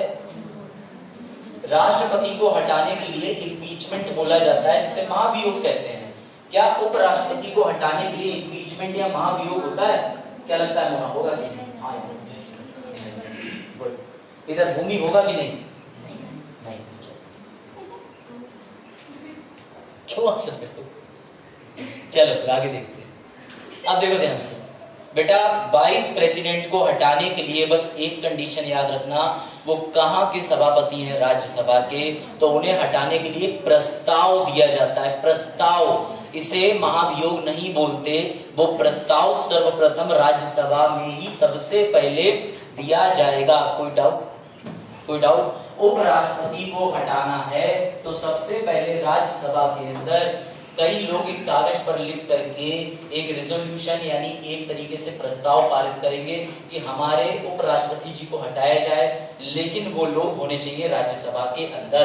यानी राज्यसभा पहला हाउस है जहां पर हमारे उपराष्ट्रपति को हटाने के लिए प्रस्ताव लाया जाए। अगर वहां से लाया गया तो फिर सर डायरेक्टली ले आएंगे? नहीं बेटा, एक यहाँ पर तुम सिचुएशन सुनो, बड़ा मजेदार। कोई भी प्रस्ताव लाने से पहले 14 दिन का नोटिस देना होता है। राष्ट्रपति के केस में भी हमने 14 दिन का नोटिस दिया था। बजाज यहाँ पे ट्विस्ट सुनो, बड़ा मजेदार। उपराष्ट्रपति किसको नोटिस देंगे 14 दिन का? उपराष्ट्रपति को हटाना है तो नोटिस किसको दिया जाएगा? ऐसे बताओ, किसे दिया जाएगा? किसको? सभापति को। सभापति यानी अब सुनो, यहाँ ट्विस्ट बड़ा मजेदार है। यहाँ उपराष्ट्रपति खुद को ही नोटिस देते हैं, क्योंकि ये नियम है कि लोकसभा के अंदर स्पीकर महोदय को दिया जाएगा। और हाँ बैठ जाओ, जहां सीट मिले वहां बैठ जाओ, नहीं तो इधर से घूम के आ जाइए। ठीक है, याद रखना, उपराष्ट्रपति को हटाने के लिए 14 दिन का नोटिस जो है वो उनको राज्यसभा में भेजना पड़ेगा खुद को। यानी वो सभापति भी हैं। तो बड़ा एक ट्विस्ट डायलेमा आ जाता है कि वो ऊपर अपना नाम लिखते हैं, नीचे लिखते हैं to the chairman of Rajya Sabha, हटाने के लिए नोटिस। मतलब ये खुद को ही नोटिस दे रहे हैं। आप ट्रेजेडी सुने, सबसे बड़ी बात तो कंफ्यूज मत होना। यूपीएससी अगर ये क्वेश्चन बनाएगा तो यहाँ कोई भी साधारण बच्चा घूम सकता है, उसे लॉजिक नहीं बैठेगा। वो कहेगा है खुद को क्यों देंगे, ये कैसा लॉजिक है। जैसे बजाज ने कहा कि उसे देंगे ना उप सभापति को, बेटा उप सभापति को नहीं, उन्हें सिर्फ और सिर्फ भेजना होगा नोटिस किसे, सभापति को, जो कि वो खुद है। इसीलिए मैंने लिखा है हाँ पहले क्या सभापति के हाँ उप सभापति को देंगे, राष्ट्रपति का पद धारण कर लेंगे, तब उसके खिलाफ तो हम राष्ट्रपति का महाभियोग चलाएंगे ना। उपराष्ट्रपति का महाभियोग चलाई कैसे चलते हैं, मतलब उपराष्ट्रपति को रिमूव करने की प्रक्रिया कैसे होगी। कंफ्यूज मत हो, A = B, B = Z नहीं। देखो ध्यान से समझे बजात का सवाल समझो। बजात ये कह रहे हैं कि उपराष्ट्रपति जो है अगर राष्ट्रपति बने हुए होंगे कार्यवाहक, तो फिर ये नोटिस किसको देंगे। तब याद रखो हम राष्ट्रपति पे अनुच्छेद 61 के तहत महाभियोग चलाएंगे। हम उस समय उपराष्ट्रपति के ऊपर चलाएंगे ही क्यों, वो तो पद ही नहीं होगा वहां पर, समझ गए। अब देखो उपराष्ट्रपति ने खुद को 14 दिन पहले नोटिस दिया, बेटा इस नोटिस पे होगा डिबेट, डिस्कशन, वोटिंग, यानी इस पे बहस चलेगी, इस पर बातचीत होगी, इस पे मतदान होगा। और अगर राज्यसभा ने प्रभावी बहुमत दे दिया तो ये पारित माना जाएगा। ये टर्म याद रखना, राज्यसभा को कौन सा बहुमत पारित करना होगा, प्रभावी, इफेक्टिव। ये इफेक्टिव का एग्जाम्पल लिखा है, 1000 सीट थी सर के इंस्टीट्यूट में, 100 खाली रह गई थी। यानी अगर राज्यसभा की बात करो तो 233 लोग इस समय वर्तमान में मौजूद हैं, वो 233 लोग अपना बहुमत देंगे, उनमें 50%। समझ गए कोई डाउट। बिल पास होने के बाद दूसरे सदन में जाएगा, जी हाँ लोकसभा की यात्रा करेगा मोशन, वहां पे भी सब कुछ होगा। पर एक गेम है, ये ट्विस्ट समझ लेना बेटा, लोकसभा में साधारण बहुमत चाहिए, राज्यसभा में प्रभावी बहुमत, लोकसभा में साधारण बहुमत। ये चीज भूलना मत, यूपीएससी का सीधा क्वेश्चन प्रीलिम्स में।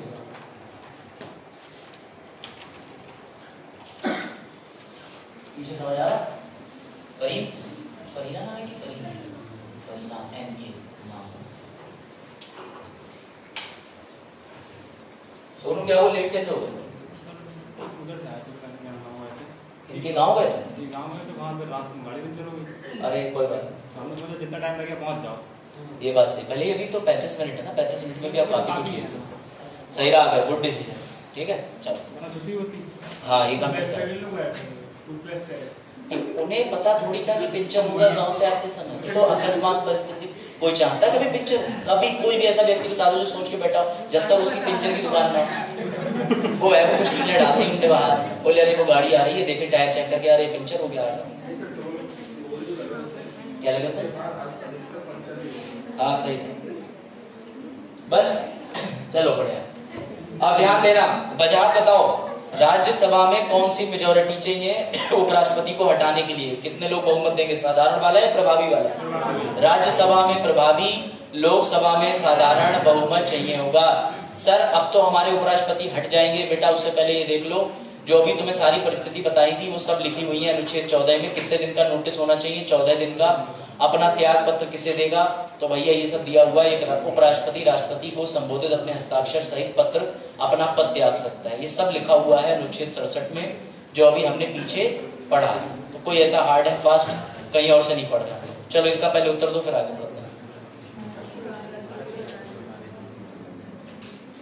लो आंसर ही आ गया, छोड़ो। इसका उत्तर जो है, जो लोग एक नजर में नहीं देख पाए वो प्रयास कर सकते हैं। भारत के उपराष्ट्रपति को हटाने का प्रस्ताव कहां पेश किया जा सकता है, बताओ। सपना नहीं देख पाए, इसका उत्तर तो आज सबको पता होगा। फोन मेरा बच्चे का उठाओ कहाँ है,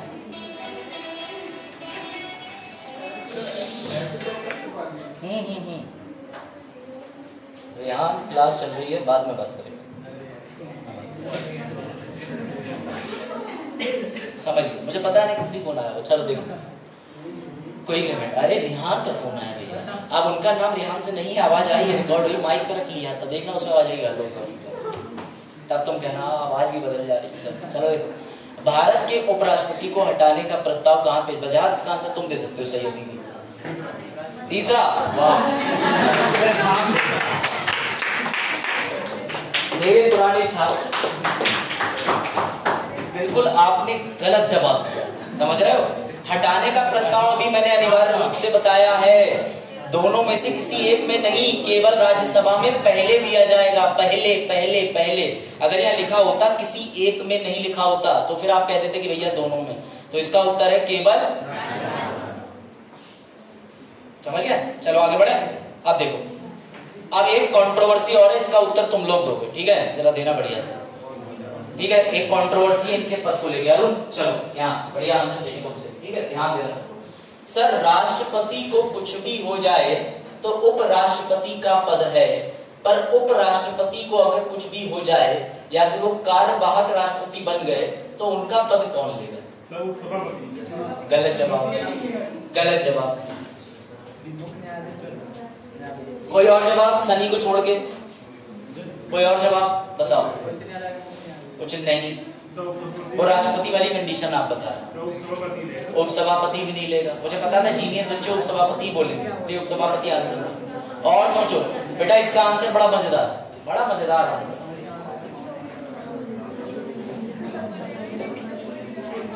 मैं क्वेश्चन रिपीट कर दे रहा हूं। राष्ट्रपति जी अपने पद पर थे, अकस्मात किसी वजह से कुछ हो गया अनहोनी, उसके बाद उपराष्ट्रपति उनके पद पर आ गए, अब उपराष्ट्रपति बन गए कार्यवाहक राष्ट्रपति, तो उपराष्ट्रपति का पद हो गया ब्लैंक, वैकेंसी। उस वैकेंसी पे अब कौन आएगा? वही आगे वापस, जब तक इलेक्शन ना हो जाए। कौन आएगा उनकी जगह? उपराष्ट्रपति का पद कौन लेगा? वहाँ पर स्कूटी और बाइक किसकी खड़ी है? पेड़ के नीचे। पेड़ के नीचे स्कूटी तो हमारी। चाबी आइए बाहर आइए, जाओ हटाओ जाकर, ये लो। अच्छा, बच्चों के चक्कर में कहा होगा। कोई बात नहीं, कहीं खड़ी कर एडवोकेट लिखा तो है उसको। देखो ध्यान से, प्रेसिडेंट, समझो ध्यान से, प्रेसिडेंट की जगह पर उपराष्ट्रपति आ गए, पर उपराष्ट्रपति की जगह पर वैकेंसी कौन लेगा? बताओ क्या लगता है इसका? बेटा इसका एक ही आंसर है, सर हमने भूत नहीं देखा। सर हमने भूत नहीं देखा मतलब बेटा ये याद रखना, इट इज ग्रे एरिया। अभी मैं आपको ये दोनों चीजें बताता हूँ। एक्टिंग वाइस प्रेसिडेंट के जगह पर जब चले जाते हैं वाइस प्रेसिडेंट, तो कोई भी उनके स्थान पर नहीं रहता, ये साइलेंट है संविधान। सनी ने उत्तर बिल्कुल ठीक दिया था, इसे ग्रे एरिया बोलते हैं, वहां पर कोई नहीं रहेगा। गलती मत करना, उपसभापति नहीं आ सकते। उपसभापति संविधान में ऐसा कोई प्रावधान नहीं है, पूरा संविधान टटोलने के बाद ही मैं आपको बता रहा हूँ। सभापति का पद जो लिया गया है वो भी आगे मैं आपको बताऊंगा कि बनाया ही सृजित ही क्यों किया गया, उसके पीछे फेडरलिज्म संघीय प्रणाली है, वो भी समझाऊंगा। लेकिन हाँ, लेकिन उपसभापति नहीं, उपसभापति का पद इसलिए बनाया गया है, उसके फीचर अलग है। लेकिन आप मेरे सवाल को समझो, आप सवाल समझे कि नहीं कि उपराष्ट्रपति जब भी कार्यवाहक राष्ट्रपति बन जाएंगे उनका स्थान खाली रहेगा। बात समझे? उनके स्थान पर। ये आपने नहीं कहा था। अच्छा, चलो अब ये तो सबको याद है ना कि एक बार राष्ट्रपति साहब के साथ ऐसी कंडीशन हुई थी तो हिदायतुल्लाह साहब आए थे। हिदायतुल्लाह साहब के बारे में बता चुका हूँ, लेकिन बहुत कम लोग ये बात जानते हैं, तुम भी जान जाओगे कि ये एक ही बार 33 दिन के लिए उपराष्ट्रपति नहीं बने थे, कार्यवाहक राष्ट्रपति, सॉरी, ये बने हैं 3 बार कार्यवाहक राष्ट्रपति। ये ध्यान रखना, एक बार 33 दिन के लिए 31 अगस्त 1979, ये तो पूरा टेन्योर दिया है इनके उपराष्ट्रपति का। जब ये कार्यवाहक राष्ट्रपति बने, एक्टिंग प्रेसिडेंट, तो तारीख थी 20 जुलाई 1969, 24 अगस्त, उसके बाद 6 अक्टूबर 1982 से 31 अक्टूबर। इनफैक्ट एक दिन के लिए भी ये बने हैं, 25 जुलाई के दिन आ जाओ। उसके बाद इन्हें फिर से एक दिन के लिए बनाया गया। तो ये याद रखना, हो सकता है भैया वो ऐसे तथ्य निकाल दें। आज आप जाओगे ना? छुट्टी करा दी वहाँ। अच्छा, ऐसा क्या हो गया? कॉलेज की छुट्टी है ना। ओके, चलो भाई ध्यान दो इधर। 20 जुलाई ये याद रखना, इन्होंने सबसे पहले कार्यवाहक राष्ट्रपति का पद संभाला था 1969 में, ठीक है ना, एम हिदायतुल्लाह साहब ने। और ये 11वें मुख्य न्यायाधीश थे। इनके बारे में थोड़ा बहुत अच्छे से पढ़ लेना, इसीलिए पढ़ लेना भैया, तुम कहीं भी डाल सकते हो एग्जाम्पल। अगर कभी तुम्हारे पास मेंस में आ जाए तो एग्जाम्पल के रूप में कोट कर देना, प्रीलिम्स में आ जाए तो तुम्हारा लग रहा है, लेकिन मेंस में कोट कर सकते हो, ठीक है। तो ये याद रखना। उसके बाद आते हैं वजाहत दूसरी चीज पर। ये लो वजाहत, जो आप बात पूछ रहे थे ना, मैं ये लिख दे रहा हूँ, ये लो। अब मैं तुम्हें प्रूफ करता हूँ जो बात मैंने बोली वो साइलेंट है। बेटा अनुच्छेद 68 एक बात कहता है, वजाहत ध्यान से देना सभी लोग, उपराष्ट्रपति के पद की रिक्ति भरने के लिए चुनाव कराने का समय, ये तो अलग चीज हो गई। और आकस्मिक रिक्ति को भरने के लिए निर्वाचित व्यक्ति के पद की अवधि, यहाँ पर एक नाम आया है व्यक्ति, लेकिन वो व्यक्ति कौन होगा ये कभी नहीं बताया गया कि वो चीफ जस्टिस ऑफ इंडिया होंगे, chief justice of high court होंगे, उपराष्ट्रपति होंगे, राष्ट्रपति होंगे, क्या होंगे, यही इसमें समस्या बनी हुई है। ठीक है, कोई डाउट? जैसे हमारे वेद प्रकाश जी हैं, वैसे पूरनपुर में हमारे प्रदीप जी है ना, तो आज छुट्टी है, फिर आज तो चाय पी जाएगी। सारे प्रदीप जी लग रहा है उन्हें लग रहा है सर समझा रहे हैं, असल में जब पूरनपुर में पढ़ाने जाओ तो उनपे भी जोक हो जाते हैं। मैंने कहा प्रदीप जी आएंगे और आने के बाद जाएंगे, फिर वो वैसा ही कर देते हैं और बच्चे हंसते हैं।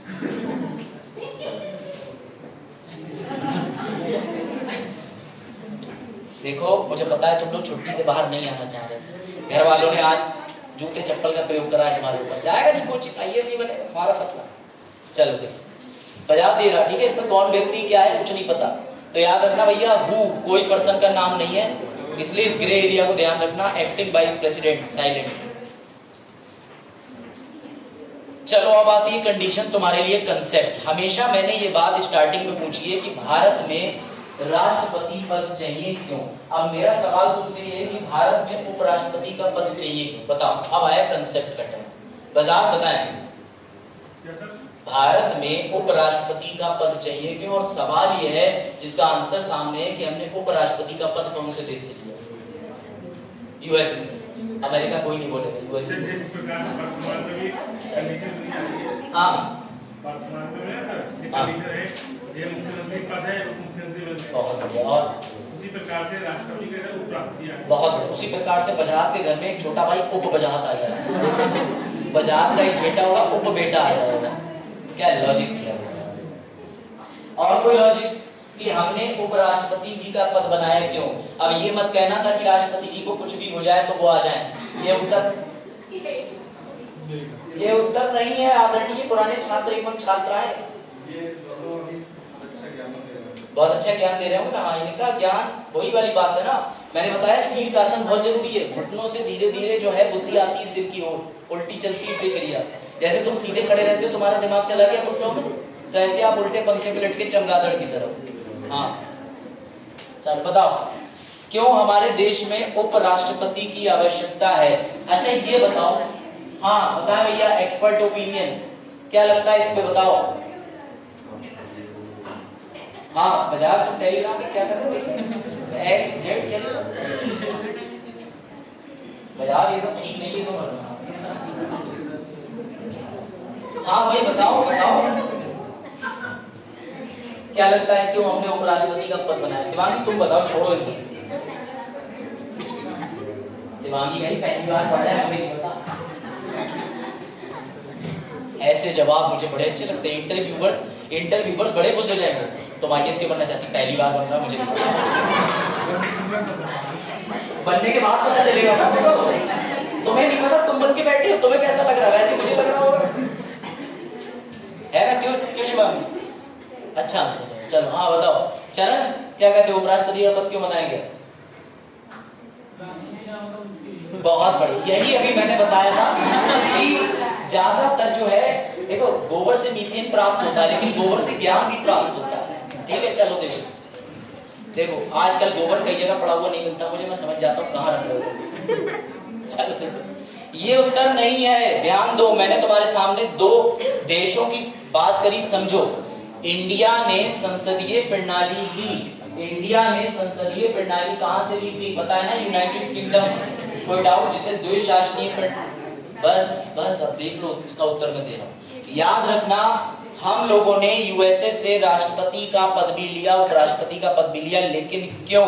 इसका जवाब ये है कि अगर फेडरलिज्म की बात होगी, फेडरलिज्म मतलब संघीय प्रणाली, अभी कनेक्शन बना रहा हूं तो मजा आ जाएगा बेटा। उपराष्ट्रपति को तुम कार्यपालिका में रखोगे, विधायिका में रखोगे या न्यायपालिका में रखोगे? जरा बताओ, इसमें रखोगे?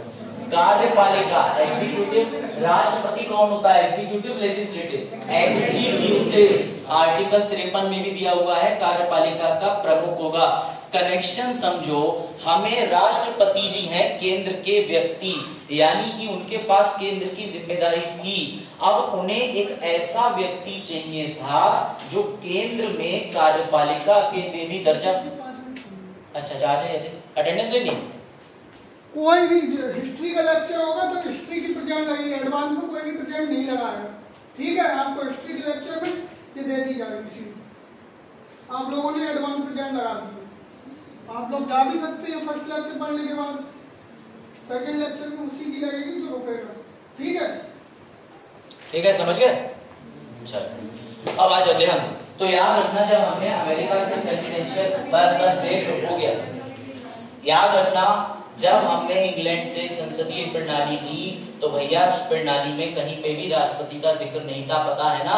अगर तुमसे कभी कोई पूछे ज्यादा ज्ञानी है, ज्यादा ज्ञान दे, तो उससे कहना सर हमें ये बता दो यूएसए के प्राइम मिनिस्टर का नाम क्या है और इंग्लैंड के प्रेसिडेंट का नाम क्या है। वो घबरा जाएगा, क्यों? क्योंकि दोनों पद दोनों जगहों पे नहीं होते। इंग्लैंड के अंदर कोई भी राष्ट्रपति का पद नहीं होता, वहां क्वीन होती है। अमेरिका में प्रधानमंत्री का पद नहीं होता, वहां सिर्फ राष्ट्रपति और उपराष्ट्रपति होते हैं।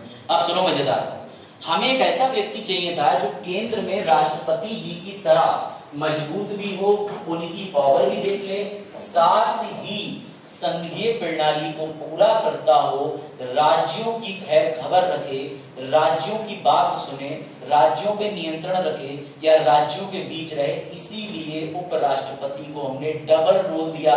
बेटा राज्यसभा का मतलब क्या है? वॉइस ऑफ स्टेट, सभी राज्यों के लोग वहां बैठते हैं। तो एक उपराष्ट्रपति इतना इंपॉर्टेंट ऑफिस है। उपराष्ट्रपति केंद्र यानी राष्ट्रपति और राज्यों के बीच का ब्रिज है। क्या है? ब्रिज, पुल, जोड़ देता है। इसीलिए उपराष्ट्रपति बहुत महत्वपूर्ण है। वो सीधे सीधे संघीय प्रणाली पर, संघीय व्यवस्था पर प्रभाव डालता है। मेरी बात आई सही समझ में या नहीं?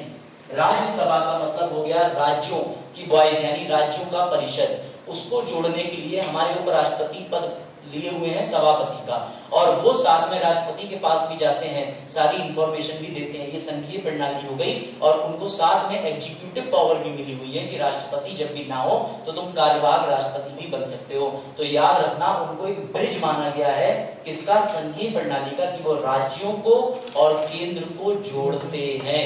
ये लाइन याद रखना, कुछ याद रहे या ना रहे। बजाज समझे? समझे कि नहीं? थोड़ा बहुत जटिल है सब्जेक्ट है। ये रहा, ये लो, ये हमारे वाइस प्रेसिडेंट साहब जो कि चेयरमैन राज्यसभा हैं, वो एक कनेक्शन जोड़ के देते हैं यूनियन का और स्टेट का। इसीलिए अनूठा कार्यालय। बेटा याद रखना, मेंस में सीधा क्वेश्चन बनेगा कि वाइस प्रेसिडेंट ऑफ इंडिया का ऑफिस अनिवार्य क्यों है? क्या लिखोगे? यही तो लिख दोगे, वाइस प्रेसिडेंट कार्यभार संभालते हैं, कार्यवाहक राष्ट्रपति बनते हैं, सभापति की ड्यूटियां निभाते हैं, समन करते हैं, सारी चीजें करते हैं। लेकिन तुमने अगर ये डायग्राम डाल दिया कि हमारे उपराष्ट्रपति बतौर सभापति राज्यों के बीच में और केंद्र के बीच में एक ब्रिज बनाते हैं, एक पुल बनाते हैं, और फेडरलिज्म यानी संघीय प्रणाली जोड़ के चलते हैं, you are going to be the topper. Simple सी चीज है, वो लिखो जिसकी रिक्वायरमेंट है, यानी vice president is a bridge between executive and legislature. Legislature कौन? राज्यसभा के अंदर जितने भी लोग हैं वो कौन बोले जाते हैं? लेजिस्लेचर ही तो हुए, विधायिका ही तो हुए। तो ये पॉइंट तुम्हें कनेक्शन याद रखना है, प्लीज इसको मत भूलना, बुक में नहीं मिलेगा। It is based on the basis of अलग अलग एक्सप्लेनेशन, और कई चीजें अलग अलग किताब में दी होती हैं। No doubt M Laxmikanth is Bible of constitution, but it is not the exclusive Bible. और भी किताबें हैं, इसीलिए यूपीएससी कहता है कि और भी किताबों को साथ में पढ़ें। ठीक है, तो ये याद रखना, ये ब्रिज का काम करता है, इसलिए इतना इंपॉर्टेंट पद उपराष्ट्रपति। इसलिए हमने उसको दोनों रोल दे दिए। हमने उसको पहले तो सभापति रोल दिया। आपको पता है उपराष्ट्रपति की कोई तनख्वाह नहीं होती, उपराष्ट्रपति की कोई तनख्वाह कहीं मेंशन नहीं है। वो सभापति होने की तनख्वाह लेते हैं, उसी के फर्क लेते हैं, और जब वो कार्यवाहक राष्ट्रपति बनते हैं तब उनको फैसिलिटी मिलती है। लेकिन उपराष्ट्रपति पद की कोई तनख्वाह वेतन कहीं लिखे नहीं है। हम तो वो पद देना ही नहीं चाहते थे, लेकिन हमने कहा कि राष्ट्रपति का अकेला पद जो है हम अमेरिका से उठा रहे हैं, तो उपराष्ट्रपति को भी ले लो, और इस व्यक्ति को बना दो राज्यों और राष्ट्रपति के बीच का पुल। बात समझे? ये कॉन्स्टिट्यूशन में दिया हुआ है, उपराष्ट्रपति की कोई तनख्वाह नहीं है, उपराष्ट्रपति तनख्वाह लेते हैं सभापति होने के लिए। ये साफ साफ मेंशन्ड है कॉन्स्टिट्यूशन के अंदर। चलो बढ़े आगे। अब ये रहा तुम्हारा एक मेंस का क्वेश्चन। जैसे तुम्हारे लिए मैंने ये एक तरीके का मॉडल आंसर लिख दिया है, मैं दिखा देता हूँ। ये क्वेश्चन आया था यूपीएससी मेंस में, और जिनको लगता है कि स्टेट पीसीएस में हमारे मेंस में काम नहीं आएगा, बेटा स्टेट पीसीएस यूपीएससी के क्वेश्चन उठाता है, पॉलिटी के तो डायरेक्ट उठाता है। मेरे कई बार का बेसिक अनुभव है। अभी जब मैंने जुडिशरी का मेंस दिया था तो सेम क्वेश्चन आया था, सेम। राज्यसभा के सभापति के रूप में भारत के उपराष्ट्रपति की भूमिका पर चर्चा करें। आप देखो तुम्हारे मेंस के आंसर में क्या क्या मसाला होना चाहिए, समझ लो। मेंस के आंसर में 3 चीजें चाहिए, परिचय, बॉडी और लास्ट में चाहिए निष्कर्ष। सर परिचय में आप क्या लिखेंगे, तो समझ लो परिचय के अंदर आएगा, अगर तुम्हें आर्टिकल याद है तो आर्टिकल लिख दो, आर्टिकल नहीं याद है तो मत लिखो। लेकिन लिखना तो सत्य आर्टिकल लिखना, असत्य आर्टिकल मत लिखना। अगर तुमने धोखे से आर्टिकल 64 की जगह उन्हें बेवकूफ बनाने का प्रयास करा तो बेटा दे आर एक्सपर्ट प्रोफेसर, जो डेली कॉपी चेक कर रहे हैं, डेली एग्जाम बना रहे हैं, उनको डेली उतनी मेहनत करनी है जितनी तुम एग्जाम निकालने के लिए एक बार कर रहे हो। तो सोचो उतने मेहनती लोगों के सामने मजाक नहीं। आपको आर्टिकल आता हो तो आप मेंशन करें। देखो इसके मेंस के क्वेश्चन में सिर्फ एक लाइन मेंशन करी गई, आर्टिकल 64 यानी अनुच्छेद 64 और 89 के 1 के अनुसार उपराष्ट्रपति राज्यसभा का पदेन सभापति होता है। सभापति के रूप में उपराष्ट्रपति संसद के अंग के रूप में कार्य करता है। ये संवैधानिक प्रावधान है। क्या इन्होंने एक भी लाइन, तुम नोटिस करो, एक भी लाइन ऐसी लिखी है कि दिए हुए प्रश्न के अनुसार, या फिर केसी वेयरस की परिभाषा, या महात्मा गांधी जी ने ऐसा कहा था, कहीं लिखा है? कुछ नहीं, सीधे फैक्ट मारा जाता है, सीधे कंक्रीट चीज डाली जाती है मेंस में जो तुम्हें पता है। यहाँ घुमा नहीं सकते तुम कि देश में उपराष्ट्रपति का पद गरिमा का पद है, ये बहुत बड़ा पद है, इसमें ऐसा होना चाहिए। बेटा उन्हें तुम्हारी बकवास सुनने में इंटरेस्ट नहीं, पढ़ने में इंटरेस्ट नहीं।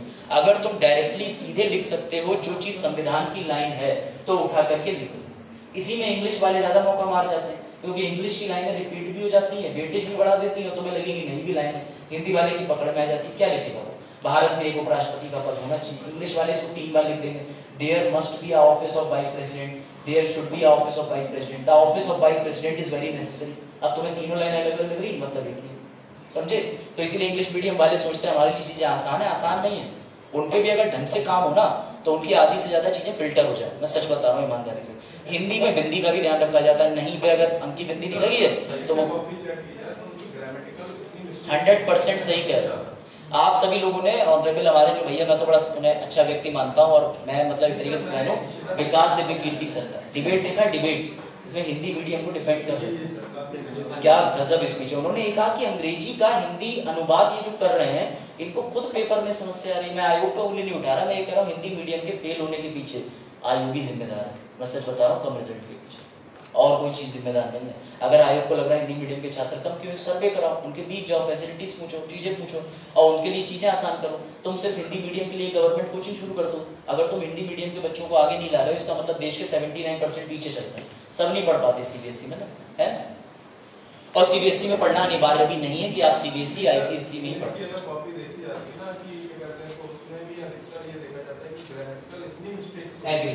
कि अगर सेंटेंस पढ़ रहे हो तो अगर हम तो यूपी बोर्ड से हमें पता है कि वर्ग का प्रयोग कहाँ पे क्या करना है, लेकिन अगर हम उसको पढ़ते हैं ना तो ऐसा लगता है कि ये मतलब कैसे नॉर्मल बन गया है। अरे ये तो छोड़िए आप, सबसे कमाल की बात यह है आप लिखोगे प्रस्तावक 20 उपराष्ट्रपति में, अनुमोदक 20। इंग्लिश वाला प्रपोजल लिखेगा और लिख देगा there can be a group of person, ठीक है, सजेस्टिंग और giving priority to the vice president, they could be 20। अब मैंने यही बात घुमा के लिख दी, तुम लिख के दिखाओ हिंदी में। कुछ लोगों का समूह होना चाहिए, तुम्हें अनुमोदक शब्द डालना ही डालना है, क्योंकि हिंदी वाले ने अनुमोदक पढ़ा है, अनुमोदक डालो। अगर अनुमोदक नहीं लिखा वो कहेगा इसका मतलब इसको पता ही नहीं। समस्या यहाँ आ जाती है। तो ये पक्षपात अभी तो चल रहा है, अब देखते हैं आगे क्या होगा। अब देखो ध्यान से, इसके बाद आता है बॉडी पार्ट। बॉडी पार्ट का मतलब अब तुम्हें अगर उपराष्ट्रपति की बतौर राष्ट्र सभापति भूमिका याद है तो लिख दो साफ साफ पॉइंट में, कोई एक्स्ट्रा इफ बट नहीं कि निम्न दिए हुए पॉइंट है, निम्नलिखित है, भैया कुछ नहीं लिखना। सदन और उसके सदस्यों के अधिकारियों को विशेष अधिकार का संरक्षण संविधान की व्याख्या करता है, व्यापार के संचालन के नियम बताता है, अनुच्छेद पता तो ठीक। एक कोरम होता है, कोरम मतलब मिनिमम सदस्य होने चाहिए। जैसे क्लास यहाँ पर चलनी चाहिए अगर यूपीएससी की तो 25 लोग होना चाहिए, 25 से नीचे होंगे तो अभ्युदय बंद हो जाएगा, ऐसा एक जीओ आएगा, उसे कोरम कहते हैं, न्यूनतम संख्या कोरम होना चाहिए। इसके अलावा देखो मेरी जुडिशरी में ये क्वेश्चन क्यों आया, मेरा एनालिसिस हमेशा ठीक ठाक ही रहता है, तो मैंने ये देखा था जुडिशरी में इसलिए आया क्योंकि देखो उच्च न्यायालय और उच्चतम न्यायालय के न्यायाधीशों पर महाभियोग चलाने के प्रस्ताव को अस्वीकार कर सकता है। कौन कर सकता है? हमारा सभापति। तो ये पीसीएसजे का क्वेश्चन डालना था, उन्हें था भैया तुम जज बनने जा रहे हो, तुम्हें जुडिशरी के मानक पता होना चाहिए, कौन क्या कर सकता है। तो इस तरीके के क्वेश्चन से आइडिया लग जाता है। ये सारी चीजें लिखी पॉइंट वाइज, पेपर पैराग्राफ में नहीं लिखना है, कोशिश करो पॉइंट वाइज आंसर दो, 1 line 2 line 3 line 4 line 5 line. अगर पैरा लिखोगे तो वो कहानी की तरह चला जाता, पैरा हर जगह कामयाब नहीं है। ऐसे राइटिंग भी पैराग्राफ के साथ साथ पॉइंट भी डालो, चार्ट भी बनाओ, सब बना डालो। अब इसमें तुम्हें कुछ नहीं मिल रहा, चार्ट भी बना दो छोटा सा कि उपराष्ट्रपति 3 काम करता है, 63 64 65 याद आया जो मैंने डायग्राम बनाया, वो उठा के चिपकाओ यहाँ पे। निष्कर्ष, दोहरी भूमिका के बावजूद उपराष्ट्रपति पद के धारक ने लगातार वर्षों से इसकी गरिमा और गरिमा सुनिश्चित की है। ये लाइन हो सकता है बच्चे स्टार्टिंग में लिखते, मैंने बात वही करी सबसे अंत में। एग्जामिनर को पहले कंटेंट फेंक दिया, ले कितना पढ़ेगा, कितना चेक करेगा, और लास्ट में आकर के मैंने वो लाइन दे दी। अगर तुम शुरू ही इससे करते कि उपराष्ट्रपति के पद की गरिमा है और वो कहता है यार ये फिलोसॉफिकल हो गया, ये दर्शन शास्त्र में चला गया, ये अपना ज्ञान दिखा रहा है मुझे कि मुझे बहुत कुछ पता है, फिर वो नहीं चेक करते। वहां वो व्यक्ति भी बैठे होते हैं तुम्हारी कॉपी चेक करने जो खुद आईएएस नहीं निकाल कर, तो वो बड़ा ध्यान से देखते हैं, अच्छा हम आईएएस बना रहे हैं। समझो बात को, मैं टॉन्ट नहीं मार रहा, लेकिन ये होता है। जैसे बहुत से टीचर ऐसे होते हैं जो अपने से जूनियर की खुशी बर्दाश्त नहीं, वो ये करते हैं कॉपी, अरे इसका आंसर एक ही बार में कैसे परफेक्ट आ रहा है, इसका आंसर परफेक्ट कैसे आ रहा है, लाओ काट। ये बहुत होता है, यकीन मानना। इसलिए कभी भी ज्ञान लो तो उस व्यक्ति से ज्ञान लेना जो अभी नए नए फील्ड में घुसे हुए 4-5 साल हुए और थोड़ा अपनी आलोचनाओं को भी बर्दाश्त कर सकता है। अगर तुम भगवान से ज्ञान लेने जाओगे तो तुम जरूरी नहीं कि अर्जुन ही बन जाओ, मेरी बात समझो।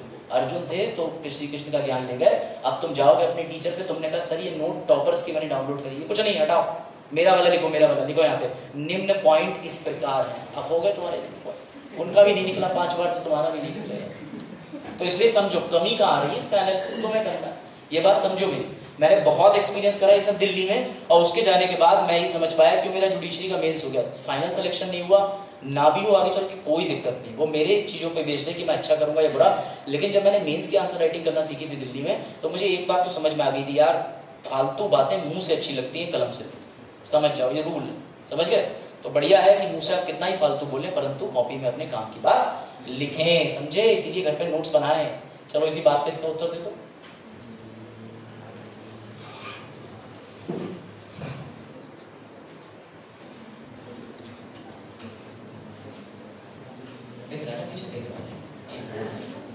भारत के संविधान में प्रावधान है कि भारत का उपराष्ट्रपति राज्यों की परिषद का पदेन अध्यक्ष होगा। सही है, पहला तो सही लग रहा था।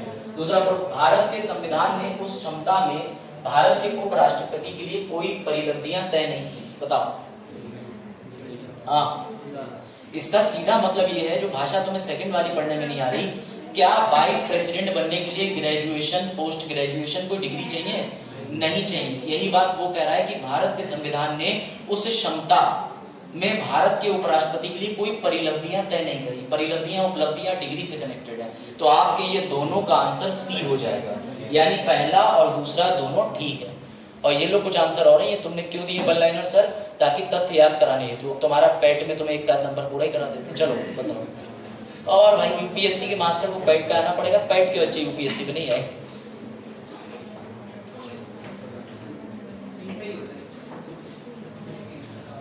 पहले का उत्तर दे, बजाओ आप भी। तो निम्नलिखित तथ्यों या कथनों में से कौन सा सत्य नहीं है?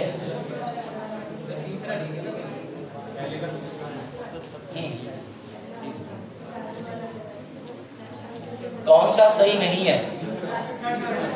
थर्ड वाला कितने लोग कह रहे हैं? थर्ड वाला, अरे हाथ तो सही से खड़ा करो, ऐसे सर हम तो दिखाए। चल कितने लोग कह रहे हैं? लगी नींद आ रही, सो ही नहीं रहा है। रावण रावण आ गया। चलो थर्ड सी।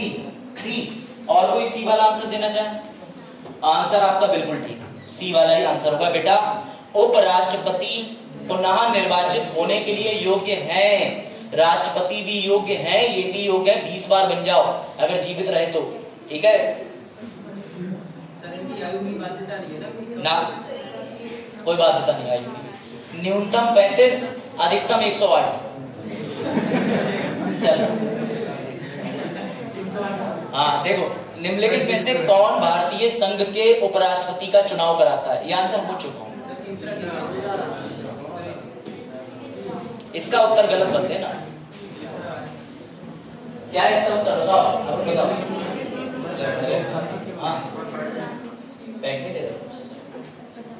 बजाओ, तुम उसमें टच मत करो, तुम्हारी उंगलियां लगते ही पता नहीं क्या क्या खुल जाता है। देखो सर आपने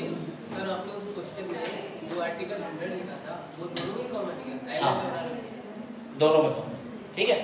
चलो बताओ इधर, हाँ क्या होगा इसका उत्तर? इसका उत्तर तीसरा होगा, क्योंकि यहाँ पर निर्वाचित नामांकित की बात ही नहीं हो रही है, सारे सदस्य में ऑटोमेटिकली निर्वाचित नामांकित दोनों आ गए। लो अभी कहाँ से सब खत्म हो जाएगा, अभी तो और दो, ये वाला क्वेश्चन बहुत बढ़िया है। हाँ ये वाला,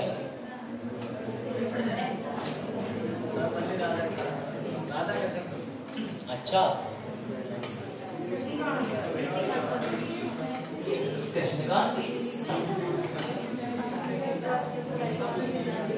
हाँ बताओ बताओ बताओ।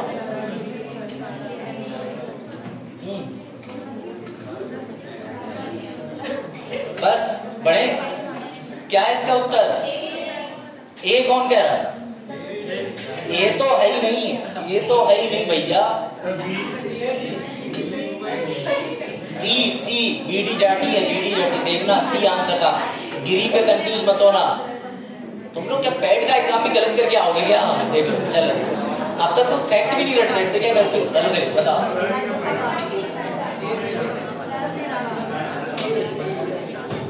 बताओ इसका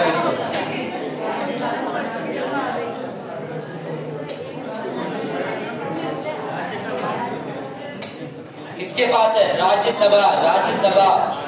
चलो लो अभी का, अभी और बताओ। टेट का प्रिलिमिनरी एलिजिबिलिटी टेस्ट, प्राथमिक अर्हता परीक्षा। हाँ इसी ओबीसी वाले पर तो सीधा ये उत्तर दो इसका।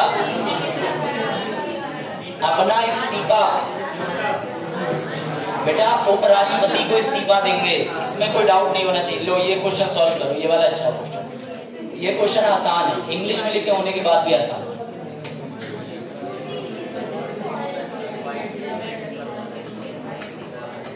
To be eligible for election as vice president, a person should fulfill the following qualifications. He should be citizen of India or friendly country like Nepal. पहला ऑप्शन एलिमिनेट कर दिया तुमने, बड़ा तेज हो। He should have completed 25 year. He should be qualified for election as a member of राज्य सभा। Yes, तीसरा वाला ही ठीक है, इसलिए इसमें तीसरे में तीसरा ही दिया है वो। थर्ड ऑप्शन पे ओनली थर्ड इज करेक्ट।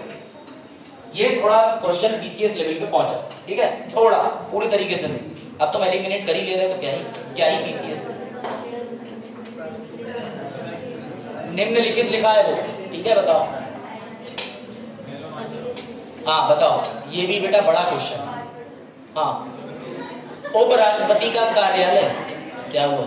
केवल निम्नलिखित तरीके से किसी भी तरीके से रिक्त हो सकता है। कैसे कैसे? हाँ ऑप्शन ऊपर कर दें, लो भैया।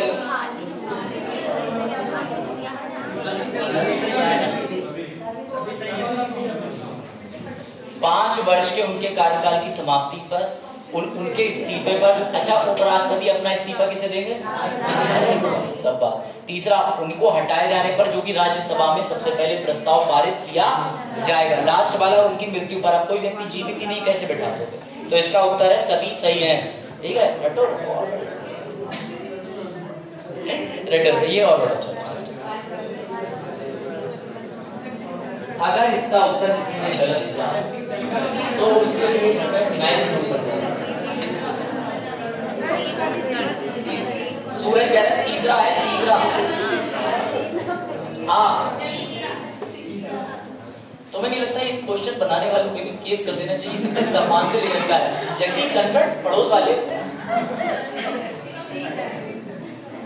बेटा देख रहे हो तो पैट के पेपरों के क्वेश्चन। चलो जगदीप धनखड़ इनका आंसर है, भारत के उपराष्ट्रपति वर्तमान में यही है। चलो इसका उत्तर हो, ये बढ़िया क्वेश्चन। मैंने तुम्हें एक ऐसा आर्टिकल बताया था और एक और ऐसा आर्टिकल दिखाया था जो दोनों इंपॉर्टेंट।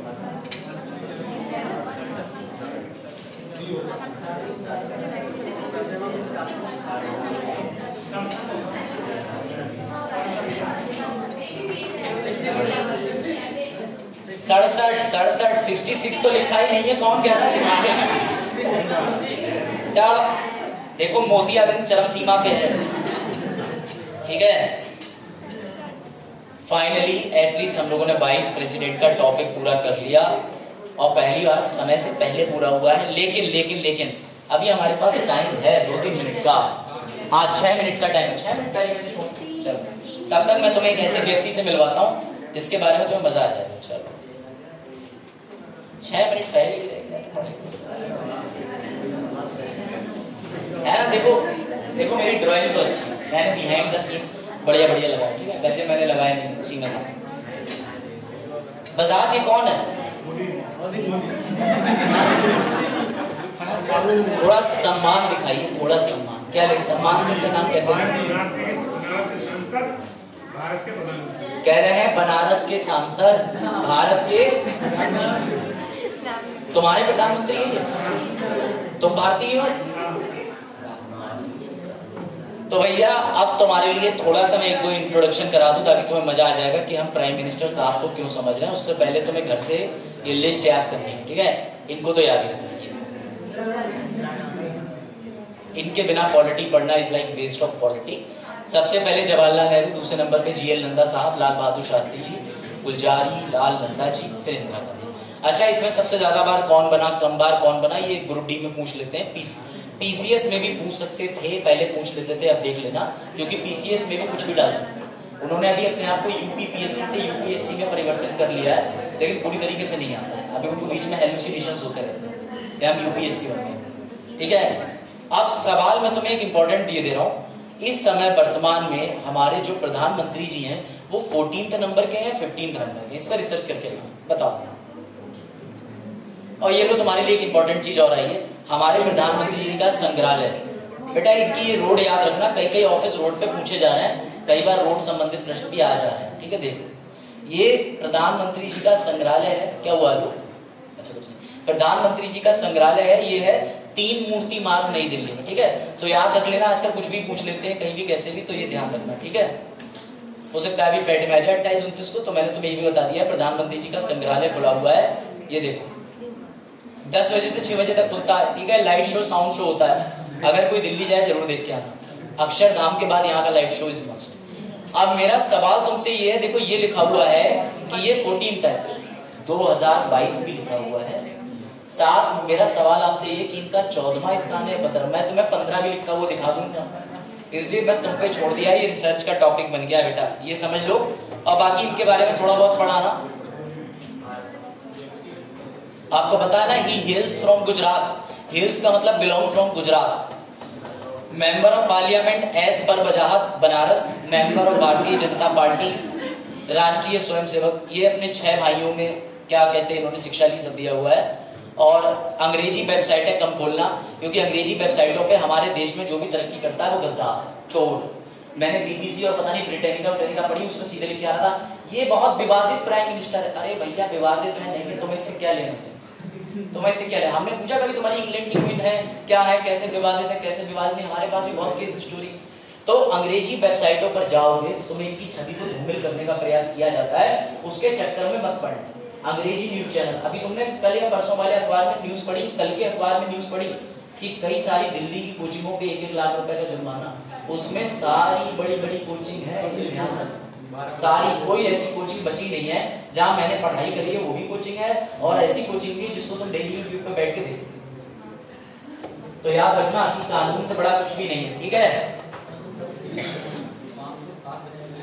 हाँ उन लोगों ने एक्स्ट्रा दिखा दिया, हमारे यहाँ से इतना रिजल्ट दिया आंकड़ा। उसमें एक बॉडी का जिक्र हुआ है, उसमें एक बॉडी का जिक्र हुआ है कि केंद्रीय कोचिंग करके उसे बोलते हैं CCRB रेगुलेशन बोर्ड है, उस बोर्ड का नाम देख लेना।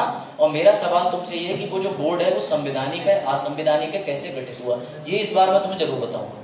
कि ऐसा एक बोर्ड होता है जो कोचिंग वालों पर नजर रखता है, नियंत्रण, और नियंत्रण के साथ उस बोर्ड की ड्यूटी क्या होती है, वो संवैधानिक बोर्ड है गैर संवैधानिक है। मैं तुम्हें पढ़ाऊंगा, मुझे नहीं पता दिल्ली में कोई पढ़ा रहा नहीं पढ़ा रहा, मुझे लगता है कि ऐसे बोर्ड की जानकारी होना चाहिए। तो इतनी बड़ी बड़ी कोचिंग को जहाँ ब्रिलियंट माइंड प्रिपेयर करे जाते हैं, ऐसी कोचिंगों को नोटिस भेज दिया। तो इस बोर्ड पे एक बार तो हमें पढ़ाई सर उसमें एक वो भी मैंने तथ्य देखा था। हाँ जो विद्यार्थी लिखे थे वाजीराम से लिखे थे। हाँ लेकिन हमें नाम नहीं लेना।